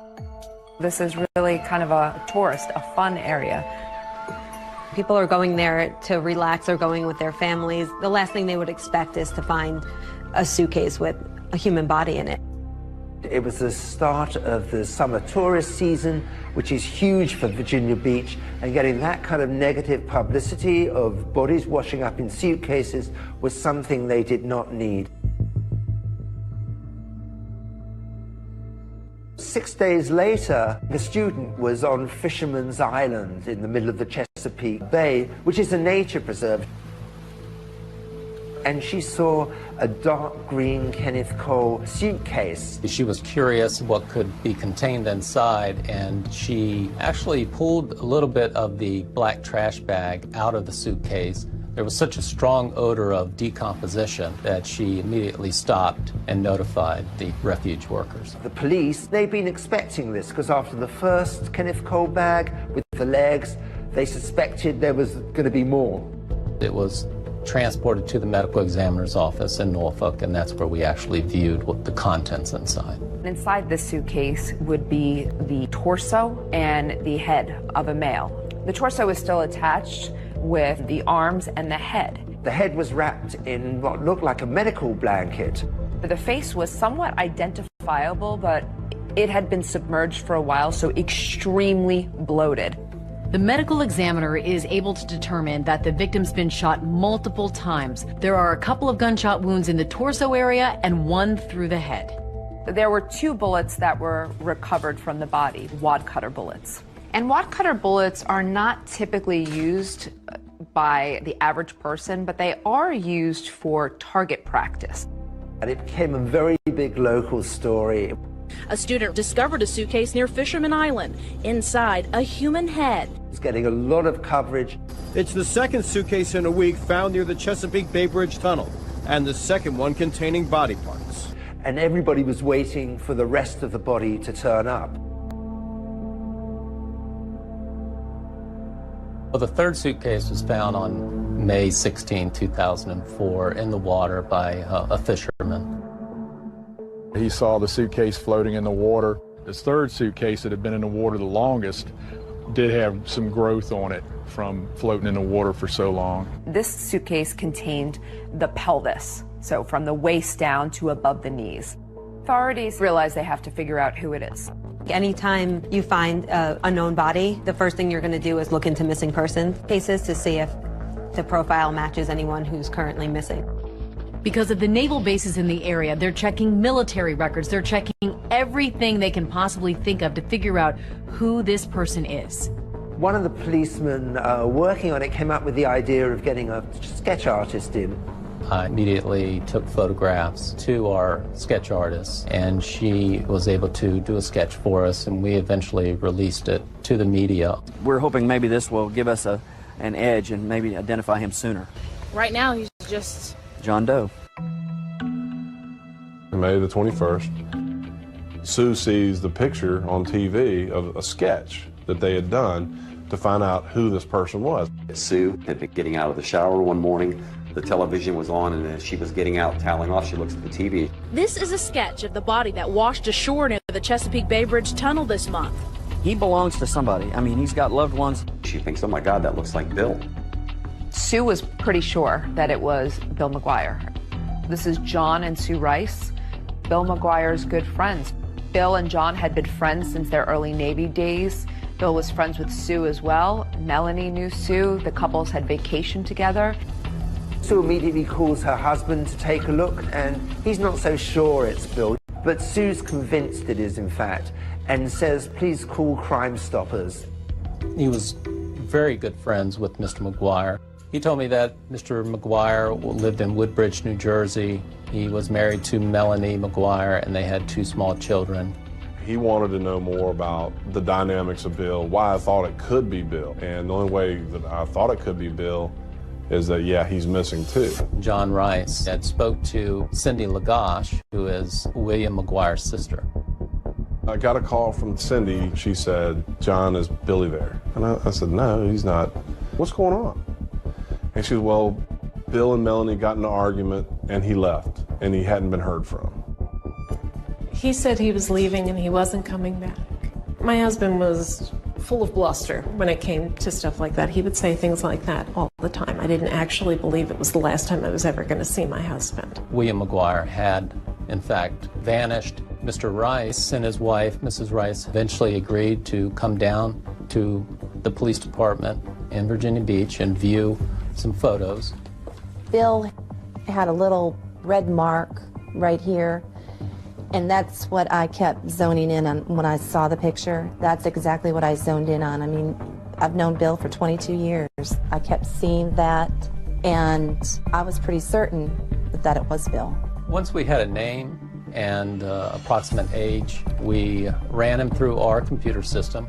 He ran a check on Bill McGuire, and he found that McGuire had been arrested in Virginia for a reckless driving charge in the 1980s. His fingerprints were on file already, which made it a lot easier, and they're very quickly able to confirm that the fingerprints matched. The man in the suitcases was identified as 39-year-old William McGuire of Woodbridge, New Jersey. So according to Melanie, she just thinks her husband is missing, but she is about to get the news that will change her life forever. And I said, I'm sorry to tell you, ma'am, that William is deceased. And I just burst into tears. Now they've solved the mystery of who the man in the suitcase is. The big question is, how the hell did he get there?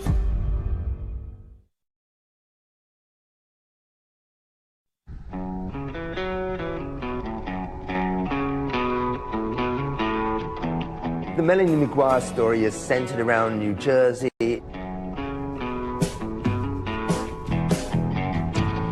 They lived in the working class part of New Jersey where The Sopranos took place, which was perhaps the hottest show at the time.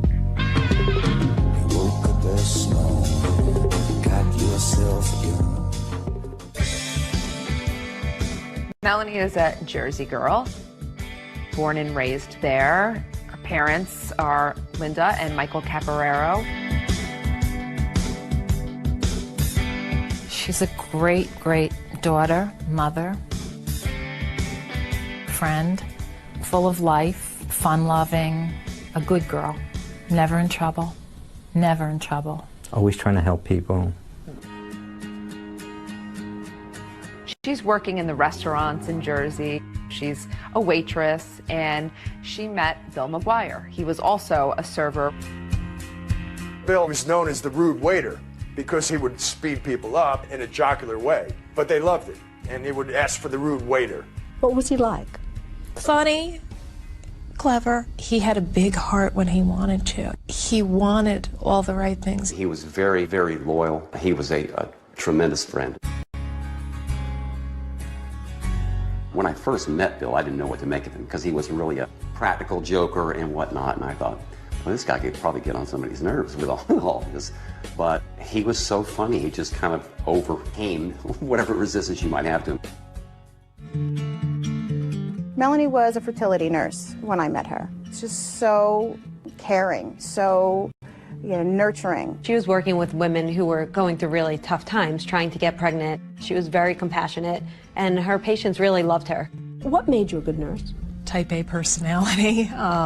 The way I looked at it, I was not going to be happy with anything less than the total comfort level of my patients. In 1998, Bill called John and I and told us that he wanted to bring Melanie down to meet us. Melanie, she's a really nice person to be around. Physically, she's beautiful, She's very smart. She had a lot of the same sense of humor that Bill had. When Bill was making jokes, Melanie would be right in there. He liked to razz people. She would razz him right back. He really was crazy about her. What was your relationship with Bill like in the beginning? In the beginning, it was the challenge, it was the chase. It was, we had a bit of a tempestuous relationship even before we got married. We would break up, get back together. Bill and Melanie dated for quite a while. They were crazy in love at first, but it quickly became tumultuous. There were infidelities. They'd go back and forth. They'd fight. I think they liked the drama of it. I think she thought she could make a difference in his life. I think she thought that she could maybe change him, make him happy. She truly did love him. You guys want some more champagne? Yeah. All right, let me go get a bottle. Because there's nothing in there, is there? They got married in 1999. It was probably one of the most extravagant weddings we've ever been to. Mr. and Mrs. William McGuire. Melanie on her wedding day looked absolutely gorgeous, angelic, you know, just perfect. Both Bill and Melanie seemed like they couldn't have been happier. She was a little naughty. He was marrying a girl that he absolutely loved in a way that maybe he hadn't loved anybody before. Bill, did you put your hand up? This is the last time Bill's going to have the upper hand. Bill McGuire got a $65,000 a year job with the New Jersey Institute of Technology. Bill and Melanie settle into a rented townhouse in Woodbridge, New Jersey. Woodbridge is a sprawling, densely populated township on the suburban end of New Jersey's industrial flatlands. If you're going down I-95, you're taking exit 11 to get off to Woodbridge. We were both happy, new parents, and then things changed drastically. He had a dual personality. He could be very likable, and then on the other hand, he'd be very calculating, manipulate you. He had always had issues with gambling, and he would go through periods where he would go down to Atlantic City a lot. There were times that he would just take off to AC and gamble, and you wouldn't hear from him, wouldn't know what was going on. He found he could make some money gambling. There were good times with that, and there were bad times, and there were a couple of times I put my foot down, and I said, that's it, no more. So then he would get involved in the stock market. He wanted what he wanted, and he couldn't get it fast enough, and with that came frustration, and eventually that frustration became directed at me. There was one particular argument over the phone where he had gotten stopped for a traffic ticket. He had an absolutely atrocious driving record, so I started to argue back, and the next thing coming out of his mouth is, when I get home, I'm going to kill you, I'm going to smash your face in. It's very difficult for me to think back on it because I actually drove off in the middle of the night, and I had left and I should have stayed gone. Why did you stay? I wasn't strong enough to leave. Did you love him? I did, and even though, now at this point, bear in mind, I'm having an affair. What appealed to you about Brad Miller? He was just very, very tender. I really tried to fight it, but I couldn't fight it. Life for the McGuires is getting a little more complicated, and then one night, it all erupts. Bill was probably the most streetwise person I've ever known, and I can tell you he never saw it coming.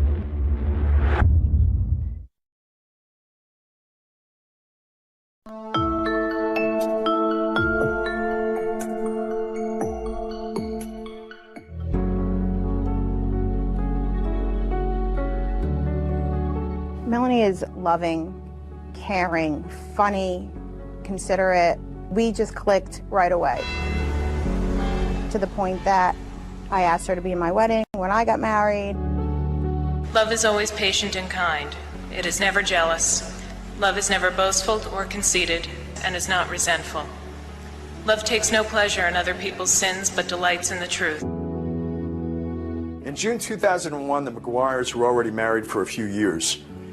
And even though there was some friction in the marriage, Melanie McGuire decided to have another child. Little does her husband know just how ill-timed this pregnancy is. Not only is Melanie about to have their second child, she's also having an affair. Dr. Bradley Miller was a partner in RMA Associates, and Melanie was working as one of his nurses. He was so kind. I'd come back to my desk after a long meeting with a patient, and there'd be lunch sitting on my desk waiting for me. You know, there was always a little bit of flirtation, banter back and forth. Melanie was about 38 weeks pregnant, and things changed between her and Dr. Miller. I was about to go out on maternity leave, and I was sitting actually in his office at his desk. I just mentioned I have a pinched nerve in my neck, and he put his hands on my shoulders and started to rub my back. I really tried to fight it because this was not going to be good. This was not going to be good for anybody, but I couldn't fight it. After Melanie came back from maternity leave, she and Dr. Miller started a full-blown affair, and it seemed like they were falling in love with each other, although they were both married with young children. Shortly after my second son was born, that's when things began the final descent downhill, if you will.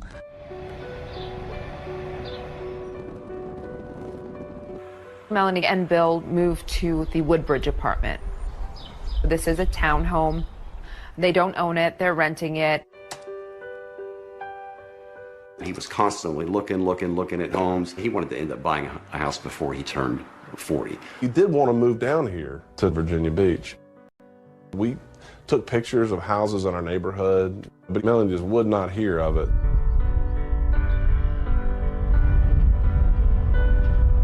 They ended up putting a really sizable deposit down on a very nice home in New Jersey. It was a very nice house. It had quite a bit of land.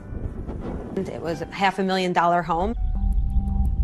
It was very contradictory. She's becoming closer to Dr. Miller, but she's going along with Bill's idea of buying a house. The marriage wasn't going well at all. So why were you buying this $500,000 house together then?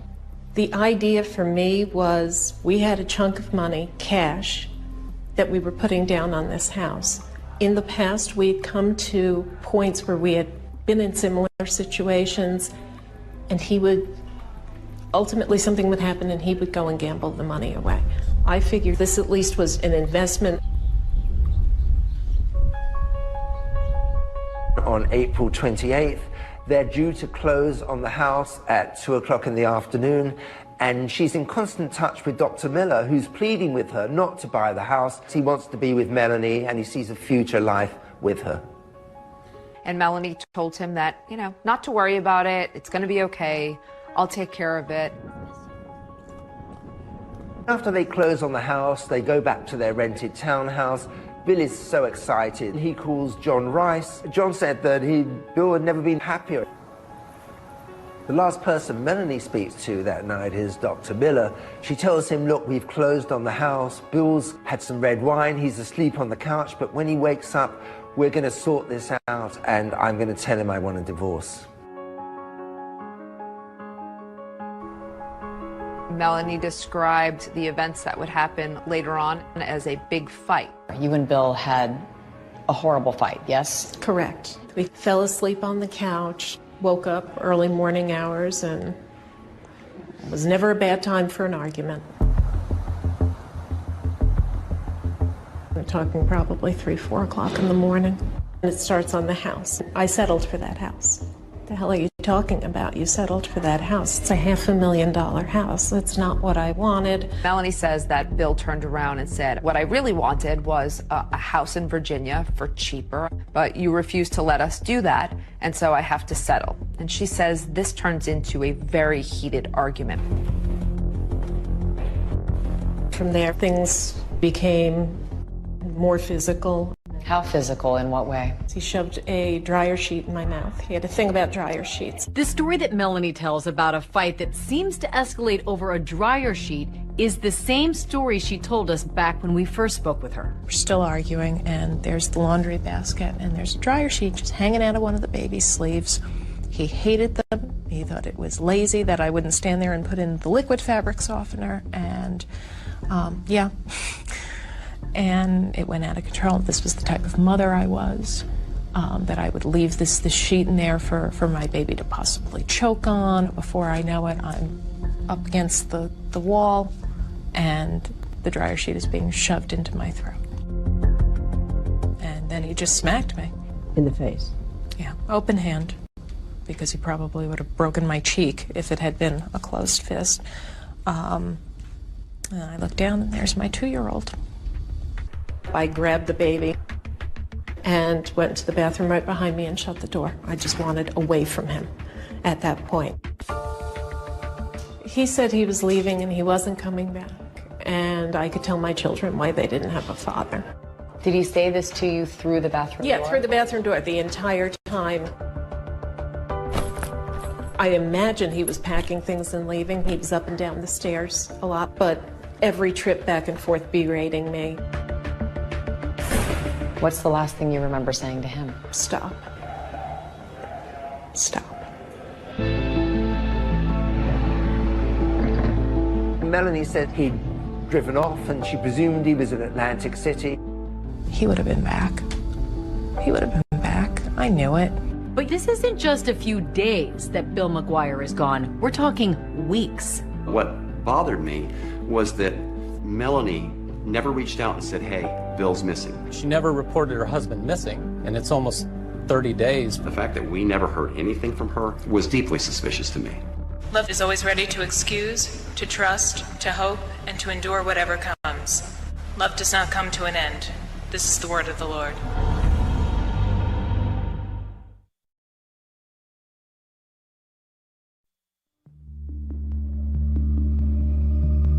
In the early morning hours of April 29th, 2004, Melanie McGuire said that she and her husband Bill had a violent fight and that he left and she never saw him again. Melanie says the next day she got her kids up, she took them to daycare, and she started trying to figure out how she was going to move on with her life without Bill. And during this, the next day, the day after that, you didn't hear anything from him? No. Did you try calling him directly? No, because this is what used to happen when we fought. You know, I'd call, whether it was to tell him off or to try to apologize or what. We just end up getting back into it again. I'm done now. I'm done. She retains a divorce attorney, and at this point she does tell the divorce attorney that she has not seen her husband in a few days. And according to Melanie, the attorney advised her not to file a missing persons report. My heart broke for her. She didn't deserve, nobody deserved that. But I told her that, you know, she needed to think about herself right now. She needs to protect herself. I called a business associate of mine who was an attorney. She said, you need to get a restraining order. State your full name. Melanie Lynn McGuire. She had to go in front of a judge and give sworn statement about the incident that happened. Tell me what happened that brought you to court today for a temporary restraining order. My husband and I closed on our first house on Wednesday. That should be a positive thing, shouldn't it? Yeah, it should. He's been behaving really erratically. Ms. McGuire, you're safe here. Don't worry. Melanie explained to the judge how Bill had been violent with her. Did he hit you, ma'am? No, not until, well, I don't mean to sound like I had absolutely no part in this. I said some not nice things and slapped me. As part of the questions, Melanie was asked by the judge if she owned any firearms. Do you know if there's any weapons? Not to my knowledge. This is a sketch of the body that washed ashore near the Chesapeake Bay Bridge Tunnel this month. We're hoping maybe this will give us an edge and maybe identify him sooner. About a month goes by between the time that Bill disappears and when Sue Rice identifies Bill McGuire after seeing the sketch on local TV. The next thing police have to do is notify Melanie McGuire of the death of her husband. Melanie was asked to come down to the police station. The officer came out and he says, is your husband William McGuire? And I said, yes. And he said, I'm sorry to tell you, ma'am, that William is deceased. And I just burst into tears. But there's one thing she never asked. How was Bill McGuire murdered? They did not tell her how and the condition in which he was found. That would be one of the first questions that I would ask. The next step was that the Virginia police wanted to speak with Melanie. Melanie agrees, but she brings her divorce attorney with her and another criminal attorney in that practice. Conducting an interview with the victim's wife with two attorneys present is highly unusual. First time I have ever had that happen to me. She was nervous, she was visibly shaking, she made expressions like she was crying, but she never had a tear in her eye. I asked her if she had any luggage, and she informed us that they didn't have any matching luggage. The next day, Melanie told detectives she suddenly remembered that the McGuires did own a matching set of designer luggage. I showed her a picture of one of the pieces of luggage that we recovered in the bay, and she identified that as belonging to them. They asked what kind of person Bill was, and she said he was the kind of person that had a knack for pissing people off. She asked us, where did we find her husband's vehicle at? I told her at that point we hadn't found her husband's vehicle. And she said that probably a good place to look would be Atlantic City, New Jersey. She also informed us that her husband had a gambling problem. Did he get involved with the wrong people? That's what I would have to believe, that he had gotten himself into something, and Bill always thought he could handle everything. He was always into some kind of deal, so I think maybe this deal was his last deal. After the interview was done that evening, we also conducted a search at their old apartment building. The apartment was empty. She had already moved out. They asked him about Bill's possessions and his clothes. We discovered that Miss McGuire had already given all of her husband's belongings away. Virginia Beach detectives find out that Melanie McGuire had given most of Bill's belongings away to a friend's cousin, and they wanted to track that man down. Eventually they did and found out that most of Bill's clothing was still in black trash bags, much like the bags that contained Bill McGuire's body parts.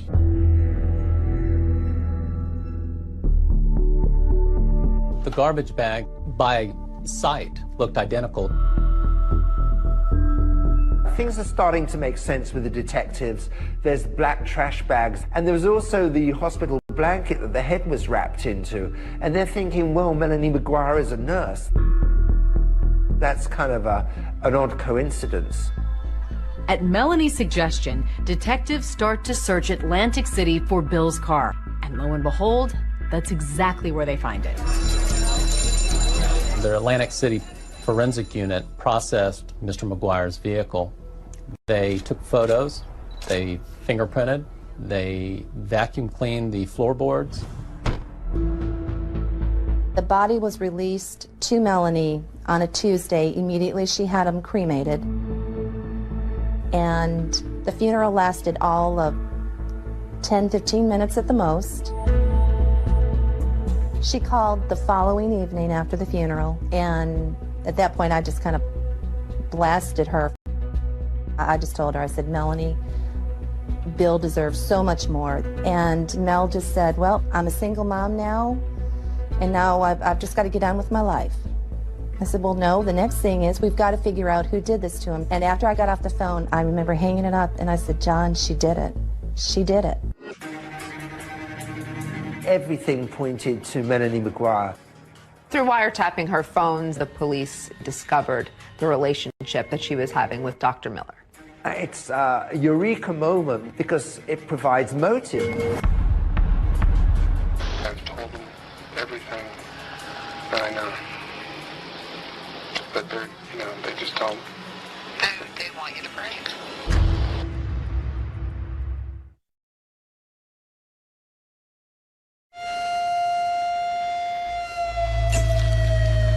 What's the last thing you remember saying to him? Stop. Stop. People like to believe that someone was capable of committing this type of murder. Accused of cutting up his body and throwing it into the Chesapeake Bay. That the person who did that would look like a monster. But sometimes killers look just like Melanie McGuire. Is there anything else you're not telling me? Like what? Like I killed him. Did you? Thanks for asking. A scorched earth investigation was conducted, and the lack of evidence is resounding.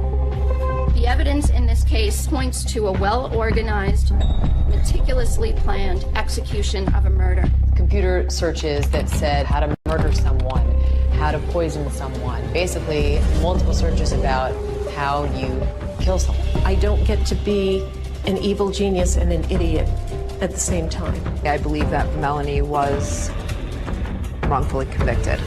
Who do you think killed your husband?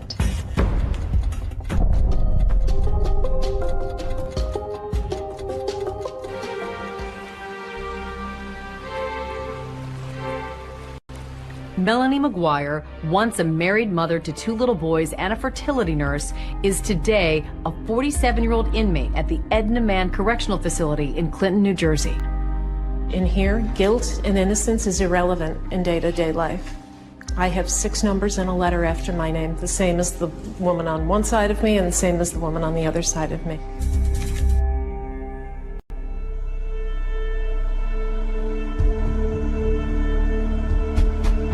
After Virginia Beach exhausted their investigation, they realized all signs pointed north to New Jersey. My name is Patty Prezioso. I was the lead investigator in the Melanie McGuire investigation and prosecution. Patty Prezioso was a very driven and highly successful Assistant Attorney General in New Jersey. You let the evidence guide you and you follow it until it's clear what happened. She was extremely competent, and it was obvious. The task force had local police, state police, the Attorney General's office. They decided to treat this case with top priority. It was clear that he had been shot, and trying to find out if any of the people close to Bill owned a gun was a top priority. The detectives don't find any record of Melanie buying a gun in New Jersey, so they decide to check Pennsylvania.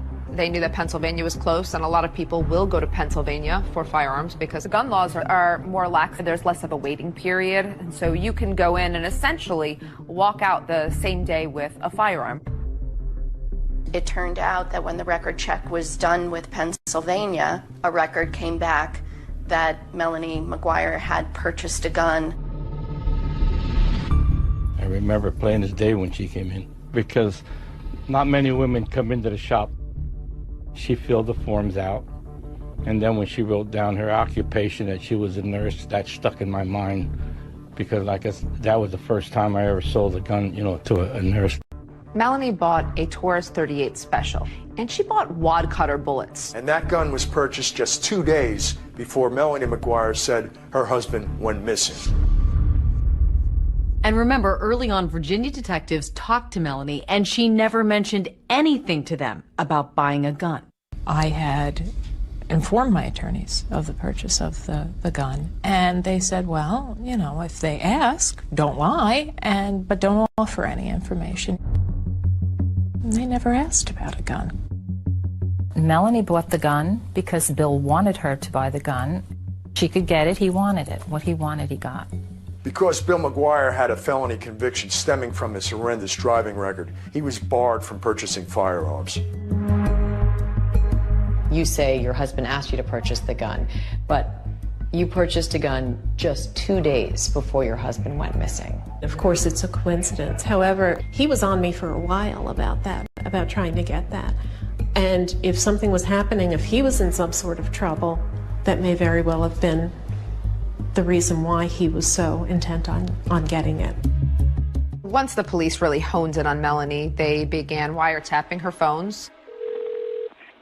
Hello. Hi. The surveillance was so intense that over a 40-day period, they recorded 500 hours of her phone calls. Every time you get your head back above water. Yep. And that hand reaches out from beyond the grave. A lot of those calls were very cryptic. Hey. How you doing? I spoke to, what's his name, about shipping? Alex. I didn't want to say names. Do you understand what I'm saying? Yep. She used the phrase a lot, being cut off at the knees. At least meet with a lawyer ahead of time who might cut it off at the knees. Doesn't that look suspicious? It doesn't matter what it looks like. She was a little salty. That was her personality, though. She was a Jersey girl. A lot of them were to her boyfriend, Dr. Bradley Miller.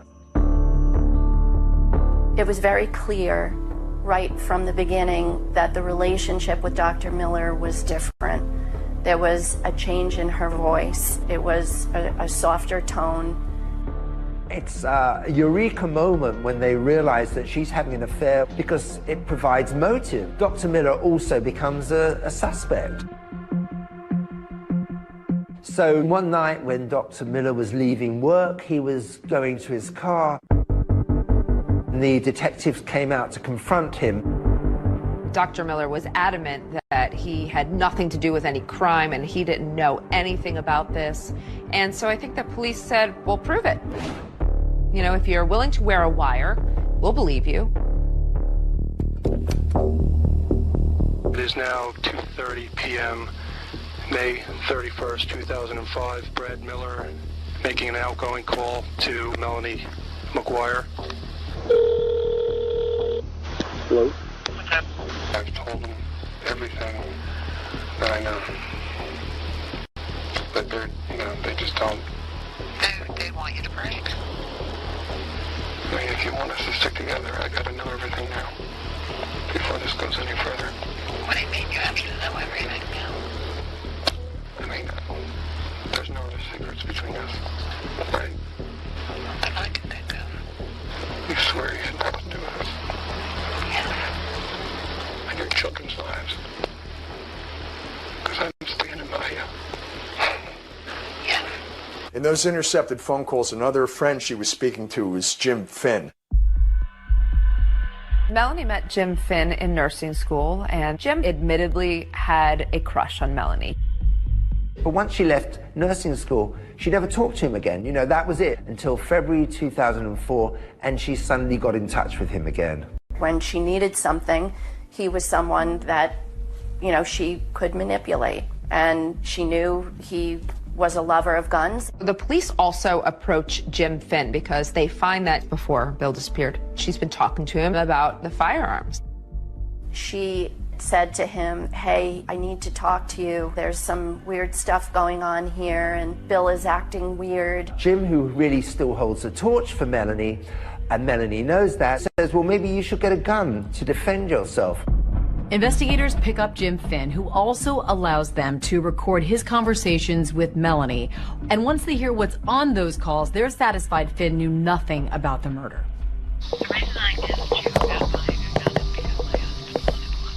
He wanted one? Yeah. Not only did he want one, I bought one for him. Why didn't you tell me? At the time the detective spoke to Jim Finn, he had no idea that Melanie McGuire had purchased a gun. He was surprised. Is there anything else you're not telling me? Like what? Like I killed my husband? Did you? No. But thanks for asking.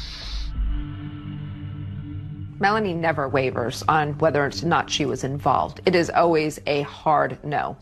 I want you to tell me the truth. I'm telling you the truth. I did not do it. She was under a microscope. Everything she did was being watched. Everything she said was being listened to. Melanie does something that most people would find a little suspicious. Investigators start looking at her E-ZPass records. They notice trips to Atlantic City. She knew that Bill McGuire's car was in Atlantic City because she put it there. That requires 2 drivers. So that means someone helped her. What investigators find in Atlantic City has them wondering, did Melanie have an accomplice? And if so, who was it?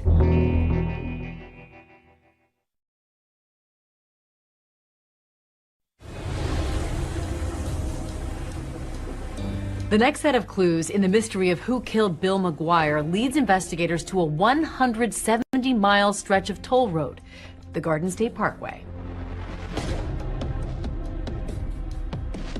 With Melanie now the prime suspect, detectives start pulling her records. They try to track her movements in the days around her husband's disappearance. And one of those is her E-ZPass statement. So when investigators start looking at her E-ZPass records, they notice that there were charges for 2 trips to Atlantic City.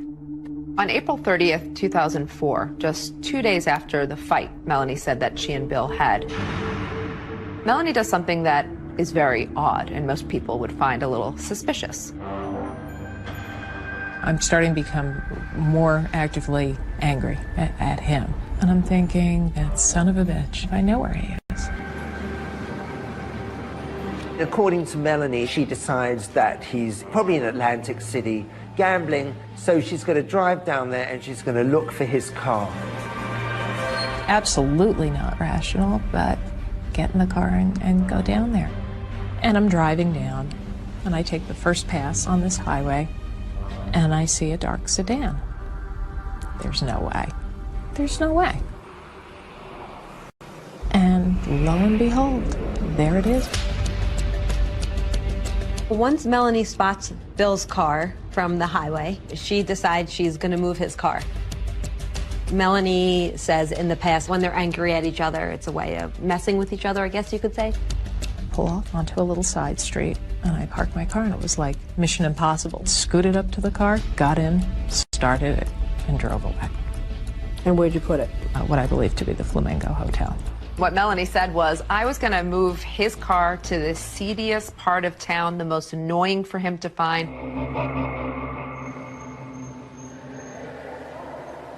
That just didn't make any sense. That he was physically abusive to her, but then she goes to mess with a car with a guy that she claims she doesn't want to be around. It sounds beyond ridiculous sitting here saying it, and I acknowledge that, and I can't, you know, it's the truth. It's an incredible story, meaning it's just not credible.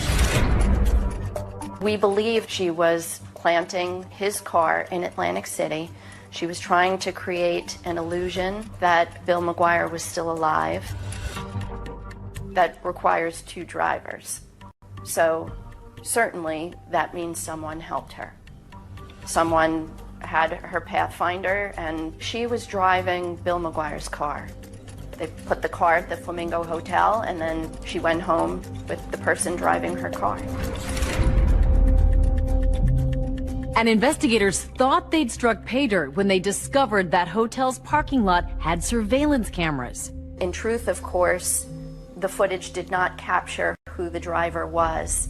The surveillance video from the Flamingo Hotel actually showed the victim's vehicle being pulled into a parking space. Because of the darkness and the glare and the background lights, you could not actually see the person that was occupying the vehicle. There was another inexplicable road trip, this time to Delaware, 5 days after her husband went missing. She had shared with Dr. Miller that in the early morning hours of May 4th, she was actually furniture shopping. Investigators think that this Delaware furniture trip is really just a ruse.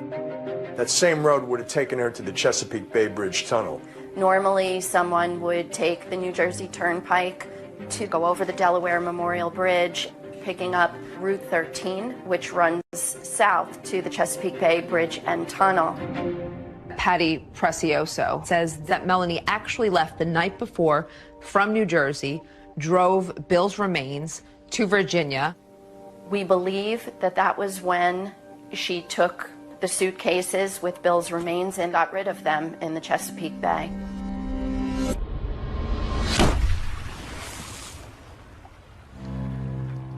And the first suitcase turned up the very next day. But of course, Melanie thinks this theory is preposterous. Virginia Beach is another 450 miles from Delaware. So, I mean, you're talking about hours, and there just isn't enough time. And why would she drive all the way down to Chesapeake with the body parts in the car, thinking, I'm not going to get stopped, I'm not going to break down? What a chance that is. You know, I mean, you can't stop on a bridge and open a window and throw 3 suitcases out. Maybe if it was one of these pieces of circumstantial evidence for which you might have a reasonable explanation for 1 or 2, but we're talking a large amount. You can't have reasonable explanations for all of them. It's a mountain, and it's a lot of coincidences, and that's absolutely. But coincidences don't always make for the best evidence, and detectives were still searching for any physical evidence that would link Melanie McGuire to her husband Bill's murder. Where is the proof? Where is the forensic evidence? The task force is convinced that Bill was murdered and dismembered at their townhouse in Woodbridge, so they concentrate on that. They went back 4 to 5 times to search for any evidence. They did everything that you would typically think of, right? They brought in the luminol, pulled down parts of the walls, they pulled out the piping, pulling floorboards up. They really turned this place upside down a number of times. They were trying to find bullets, traces of blood, and nothing ever came up. Couldn't find any forensic evidence whatsoever to establish that this was a crime scene. I don't know how you would dismember a body and effectively clean that up.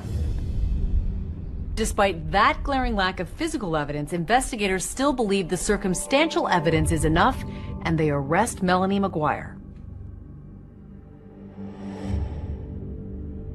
So surreal. Day like any other, getting the kids off to daycare. We surveilled her to the school, waited for her to drop her children off. Walking out of the building, I'm not even off the curb. Melanie McGuire, can you come with us, please? I knew. 2 years and 10 months after the first suitcase washed up, the trial against Melanie McGuire commences in Middlesex County, and it was a sensation. The evidence will show that while Bill was engrossed in purchasing the house, the defendant was very busy planning his death. There is no proof that Melanie McGuire murdered her husband. The prosecutor said either Melanie McGuire is guilty or she's the unluckiest woman in the world.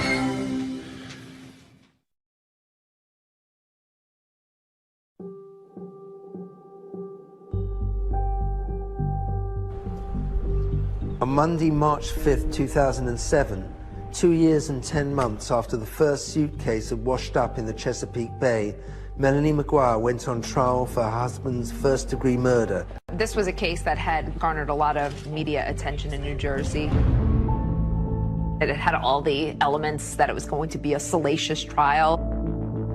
The judge let us know that the trial was going to be televised. Let's bring a couple of experts into the conversation to help us sort through yesterday's evidence. It made people act differently. I think Melanie loved the idea that she was the center of attention. She seemed very relaxed, much more relaxed than I would have been. It was a double-edged sword, because if she sat there, more stoic, she looked nasty or she looked mean. And then when she was being more upbeat and talking to people, oh, well, she's joking around at her own trial. There was nothing she could do that wasn't going to be criticized. By the time Melanie McGuire gets to trial, she's hired Stephen Tirano and Joe Tacopina to represent her. Joe Tacopina was a high-profile celebrity attorney. Joe Tacopina. Joe Tacopina. Joining me now, Joe Tacopina. He's the attorney for Alex Rodriguez.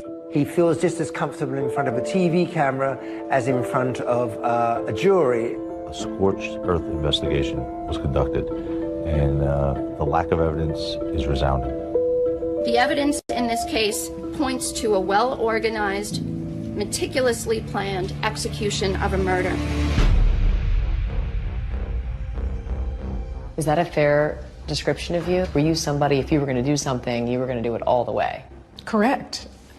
And I would counter that argument with, if that's the case, then I would have been sure to not include blankets that could be traced to me, my own luggage. I don't get to be an evil genius and an idiot at the same time.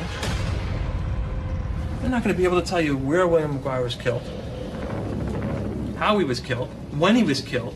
The defense were really trying to play to the jury that Bill was a major gambler and he may have owed thousands and thousands of dollars. He was a big gambler because he gambled beyond his means. When you have money out on the street and you're behind and you're not making payments, you know what happens? You get shot here and you get shot here. As prosecutors start laying out what they believe Melanie McGuire did to Bill, it all starts with something they found in his car after it was processed in Atlantic City.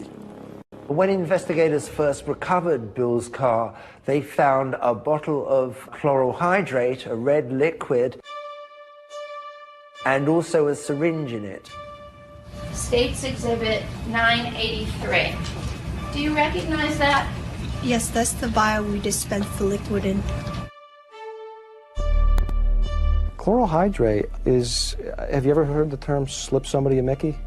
It's the Mickey. It's what it is. It's almost like a knockout drug. They do a lot of investigating on this chloral hydrate, and eventually they find out that it was purchased the morning that Bill disappeared. Somebody dropped off this prescription for chloral hydrate at the Walgreens pharmacy, which is just down the road from where Melanie's children went to preschool. But the prescription pad was that of Dr. Brad Miller, who was Melanie's boss. So the light bulb goes off and they're thinking right away, clearly Melanie had access to this prescription pad. She used it, she filled it. Chloral hydrate was necessary for this defendant to have control, and even more importantly, it was necessary to her that Bill McGuire had no control. Dr. Miller looked at the prescription and he said, "That's not my signature, and it appears to be Melanie McGuire's handwriting." Prosecutors also focused on what they said Melanie was doing in the days before her husband's disappearance. For that, they looked at the McGuire's home computer.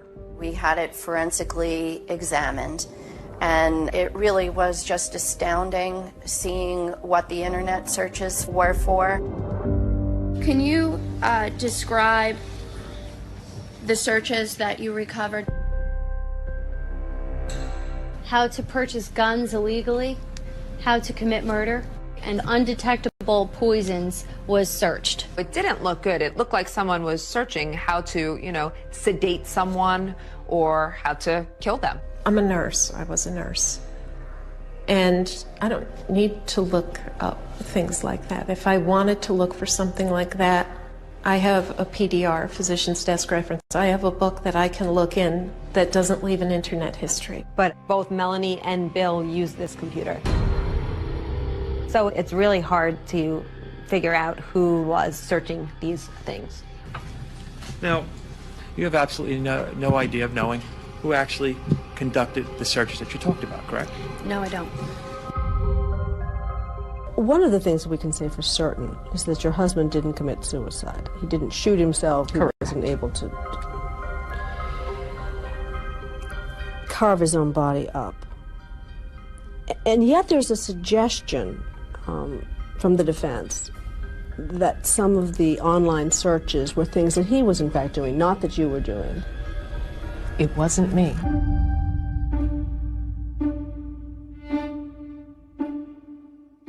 Although investigators found no physical evidence in the McGuire's home, they did find something significant in Bill McGuire's car. After Bill's car was recovered in Atlantic City, our criminalist was able to locate several pieces of small flesh. These pieces of flesh are an artifact of Bill McGuire's body being disarticulated. The phrase was used, human sawdust. Human sawdust is a term that did not exist until this case, as I understand it. I found particles that, to me, look like it could be possibly human tissue. DNA results indicated that the flesh belonged to Bill McGuire. What this really was a few pieces of microscopic skin cells that were a little bit deeper than the skin we passively shed. Could those tissues, the tissue that you looked at, be shed from a live human being? It cannot be shed from a live human being. It's not a typical shedding process at all. Their theory was that this nurse, who was kind of so meticulous, had somehow just forgotten to wipe the bottom of her shoes, that she accidentally tracked these human sawdust particles of Bill's body from the house to the car. Thank you, Your Honor. There were 81 witnesses in 7 weeks. Good morning, Dr. Miller. Good morning. Dr. Miller was the testimony that everyone was most anticipating. He was going to be the big star of the trial. I was having an affair, and my whole life turned upside down. Were you in love with the defendant?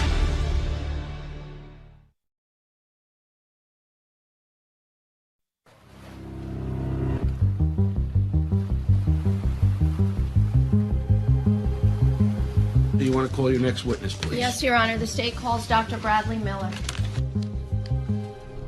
The most anticipated day of this trial is when the man whom Melanie McGuire had a 3-year affair with, Dr. Bradley Miller, took the stand. Everybody knew that that was the prosecution's star witness, and the court was filled. And when you saw him, what was your feeling? How could you? How could you? Dr. Miller was in a very difficult spot. He and his family had gone through a very difficult time, and it was just made clear to him, just take a deep breath and make sure you tell the absolute truth. Can you describe to the jury what was your relationship with her? We worked together. She was an excellent nurse. She took very good care of the patients. They all loved her. Sir, did there come a time when your relationship with Miss McGuire got more intimate? Yes, it did. It was towards the end of her second pregnancy. She was about 38 weeks pregnant.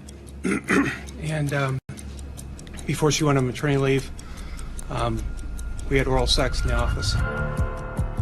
So not proud of that. It has to be pretty hard to hear it come out in court. Hard for me to hear it, hard for me to think, oh my God, my parents are hearing this, my 84-year-old grandmother is hearing this. Were you in love with the defendant? Yes, I was. Had the two of you discussed future plans together? Yes, we were hoping to be together in the future. If we do make it through this, I'll just have to take whatever money I can get and get away. With Dr. Miller on the stand, prosecutors were able to score some points because there were certain things that Melanie never told Dr. Miller. Did the defendant ever tell you that she purchased a gun? No, ma'am. I had no knowledge of her purchasing the gun, no. Did the defendant ever tell you that she went to Atlantic City and parked her husband Bill's car at the Flamingo Hotel? No, she did not. Did there come a time when the defendant shared with you that she had done that? Yes, and I asked her, well, why didn't you tell me this sooner? And she told me that she didn't want me to be upset, that she's going back to find Bill, to bring him back, and rekindle the relationship. We looked very closely at Dr. Miller. There was no evidence connecting him with this crime.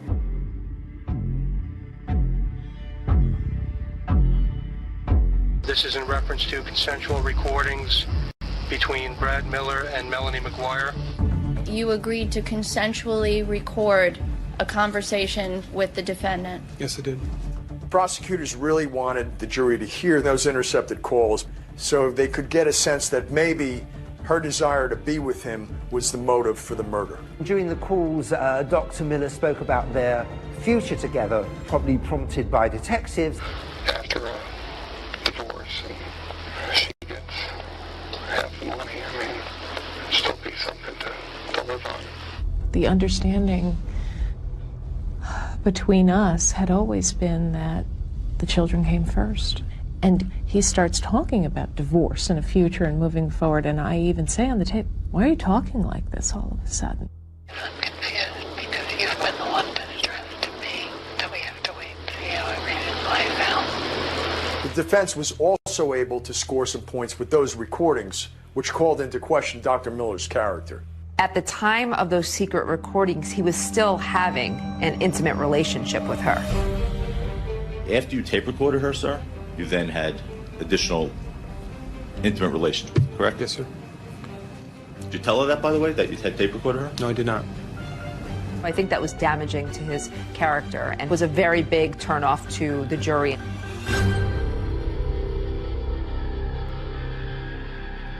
Have you ever had contact again with Dr. Brad Miller? No. No. After the day he testified, I haven't laid eyes on him since. You have no desire? It's tough. That was a tough betrayal to swallow. What matters is whether the state, and the burden is on me and I welcome it, whether the state has proved each and every element beyond a reasonable doubt.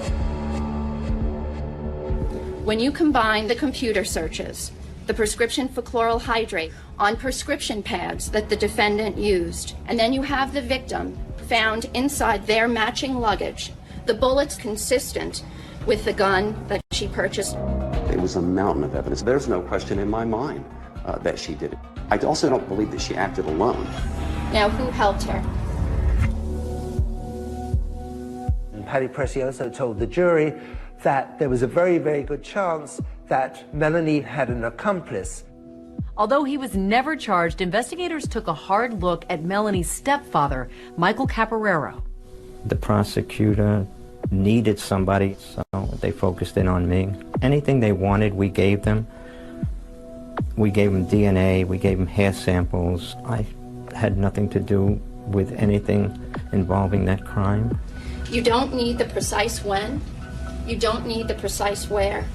You don't have to find that she pulled the trigger. You don't have to find that she had hands-on physically in regards to his death. Well, boy, that leaves a lot of speculation out there for the jury. You can't guess someone into prison for the rest of their life. The jury goes into deliberation, and Melanie and her family are waiting on pins and needles. I was very concerned. I think we all as people like to believe that if someone was capable of committing this type of murder, that the person who did that would look like a monster. But sometimes killers look just like Melanie McGuire. The day the verdict was read, the atmosphere in the courtroom was just electric. Has the jury reached a verdict in this case? Yes, Your Honor. How do you find as to the count of the indictment charging Melanie McGuire with the murder of William McGuire? Guilty. I just remember seeing her collapse. I remember grabbing Joe's arm, and I remember feeling my legs just kind of go out from under me. She's alternating between I didn't do it, and my babies, and referring to her two children.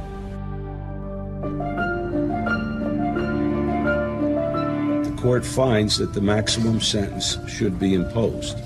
Melanie is sentenced to life in prison plus 5 years. We're going to fight on. This is a definite setback. This is round one. This is not the end of the story. This is episode 14, Direct Appeal. I see a mountain of reasonable doubt. And thanks to these two professors turned podcasters, it turns out it isn't the end of this story. How can anyone be convicted with that amount of reasonable doubt? It's stunning.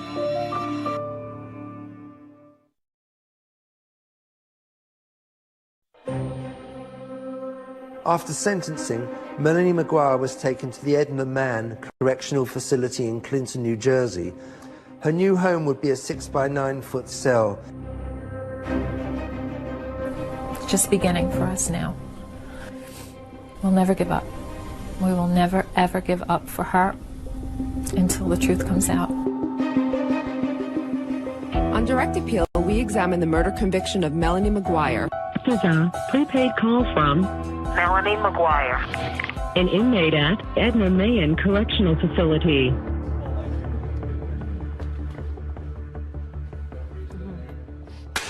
All right.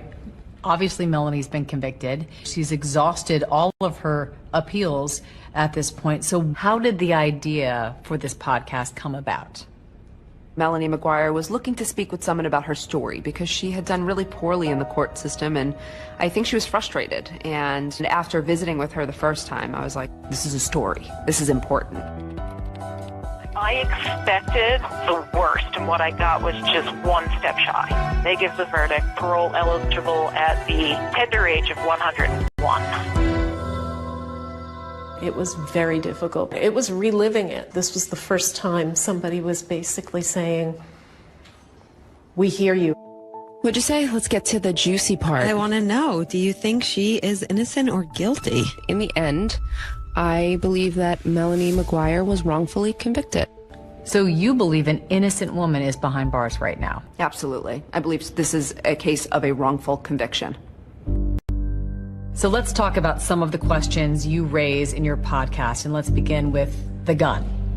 The gun to this day has never been recovered. One of the key witnesses for the prosecution was a forensic ballistic expert. So these are two discharge bullets. They're referred to as a .38 caliber lead wad cutter bullet. Is it possible that the gun Melanie bought is not actually the murder weapon? I think it's probable. No one plugged the serial number of my gun into a website to find out what the specifications were. Apparently each gun makes something called lands and grooves. Lands and grooves are rifling characteristics that are machine pressed into the barrel of a gun. And when the bullet passes through the barrel, the same number of lands and grooves are going to be imprinted essentially onto that bullet. There were 5 lands and grooves that my weapon was said to have made based on the company's website. The bullets that came out of my husband had 6 lands and grooves. It was a mistake on a gun manufacturer's website. We were not gathering evidence from a gun manufacturer's website.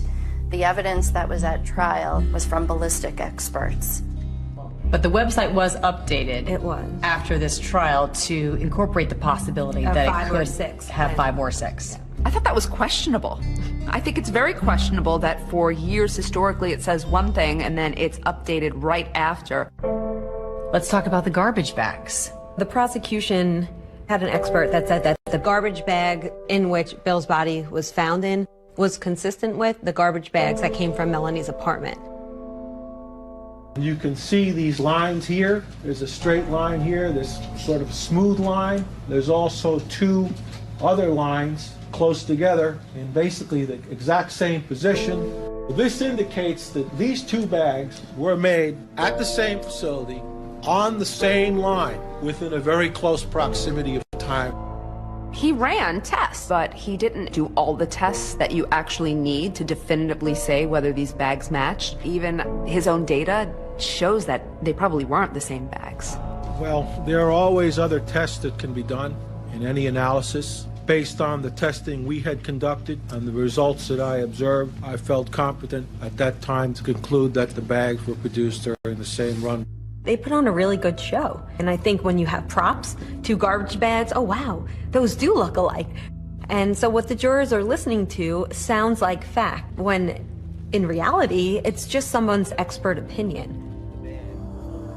There is something else that's significant that you think the jury should have heard more about that was found inside those suitcases. If you look through the lab reports, page upon page upon page, white hair, brown hair, black hair, animal hair. I think that's indicative that there was animal hair where the dismemberment took place of Bill's body. You mentioned that you found some animal hairs. Did you find anything that you considered of evidential value? No. And they looked high and low to connect Melanie to some pet. And once they found that there was no way to connect Melanie to these pet hairs, it became not of evidentiary value. Why is that? Simply because they don't match your suspects? Those hairs should have been tested because that's a huge question mark. Melanie did not incapacitate, shoot, use a saw to dismember her husband. You know how hard it is to cut through bone. It is physically exhausting. And also, if the crime scene didn't happen there and she's home with her children all night, where is this happening? There are just too many holes in this story. In this case, with the mountain of evidence against her and a very complex plan, I submit to you it's amazing we know as much as we do. This was a murder trial.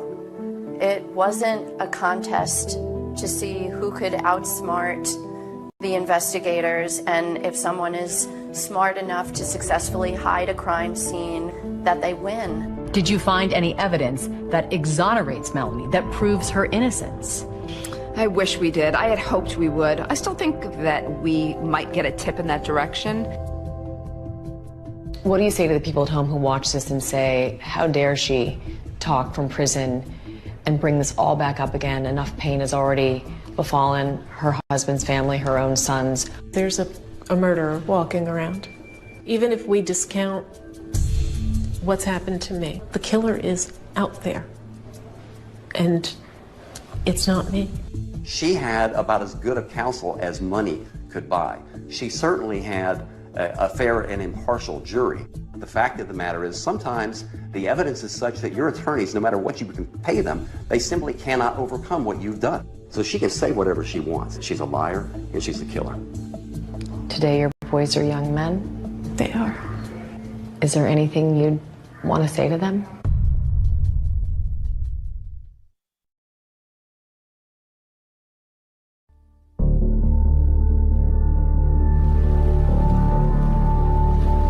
There will always be questions about this case that we may never have the answers to, like if Melanie McGuire did kill her husband, why did she drive more than 300 miles to get rid of his remains in the Chesapeake Bay? His friend John Rice has a theory. Bill did want to move down here onto Virginia Beach. After a time, he gave up on that idea. So it almost seemed like a vindictive thing on her part to drive him down. Oh, you want to go to Virginia Beach? Here you go. Why was it important for you to tell this story on your podcast? A lot of people who are convicted, they'll go through the appeals process, but they won't prevail. If we can investigate this, provide any type of assistance, we're possibly remedying some of the harshest parts of our system. There are times when podcasts and media can shine a light where what the government did was not right. This is not one of those cases. A 39-year-old man lost his life before he got to see his children grow up. You have 2 little kids. Yep. That's the hardest part. Knowing that when I see my children, when I hug them goodbye, it could be the last time. Ultimately, the courts would award custody to Bill's sister, Cindy Lagoche. Melanie has had no contact with them. Today your boys are young men? They are.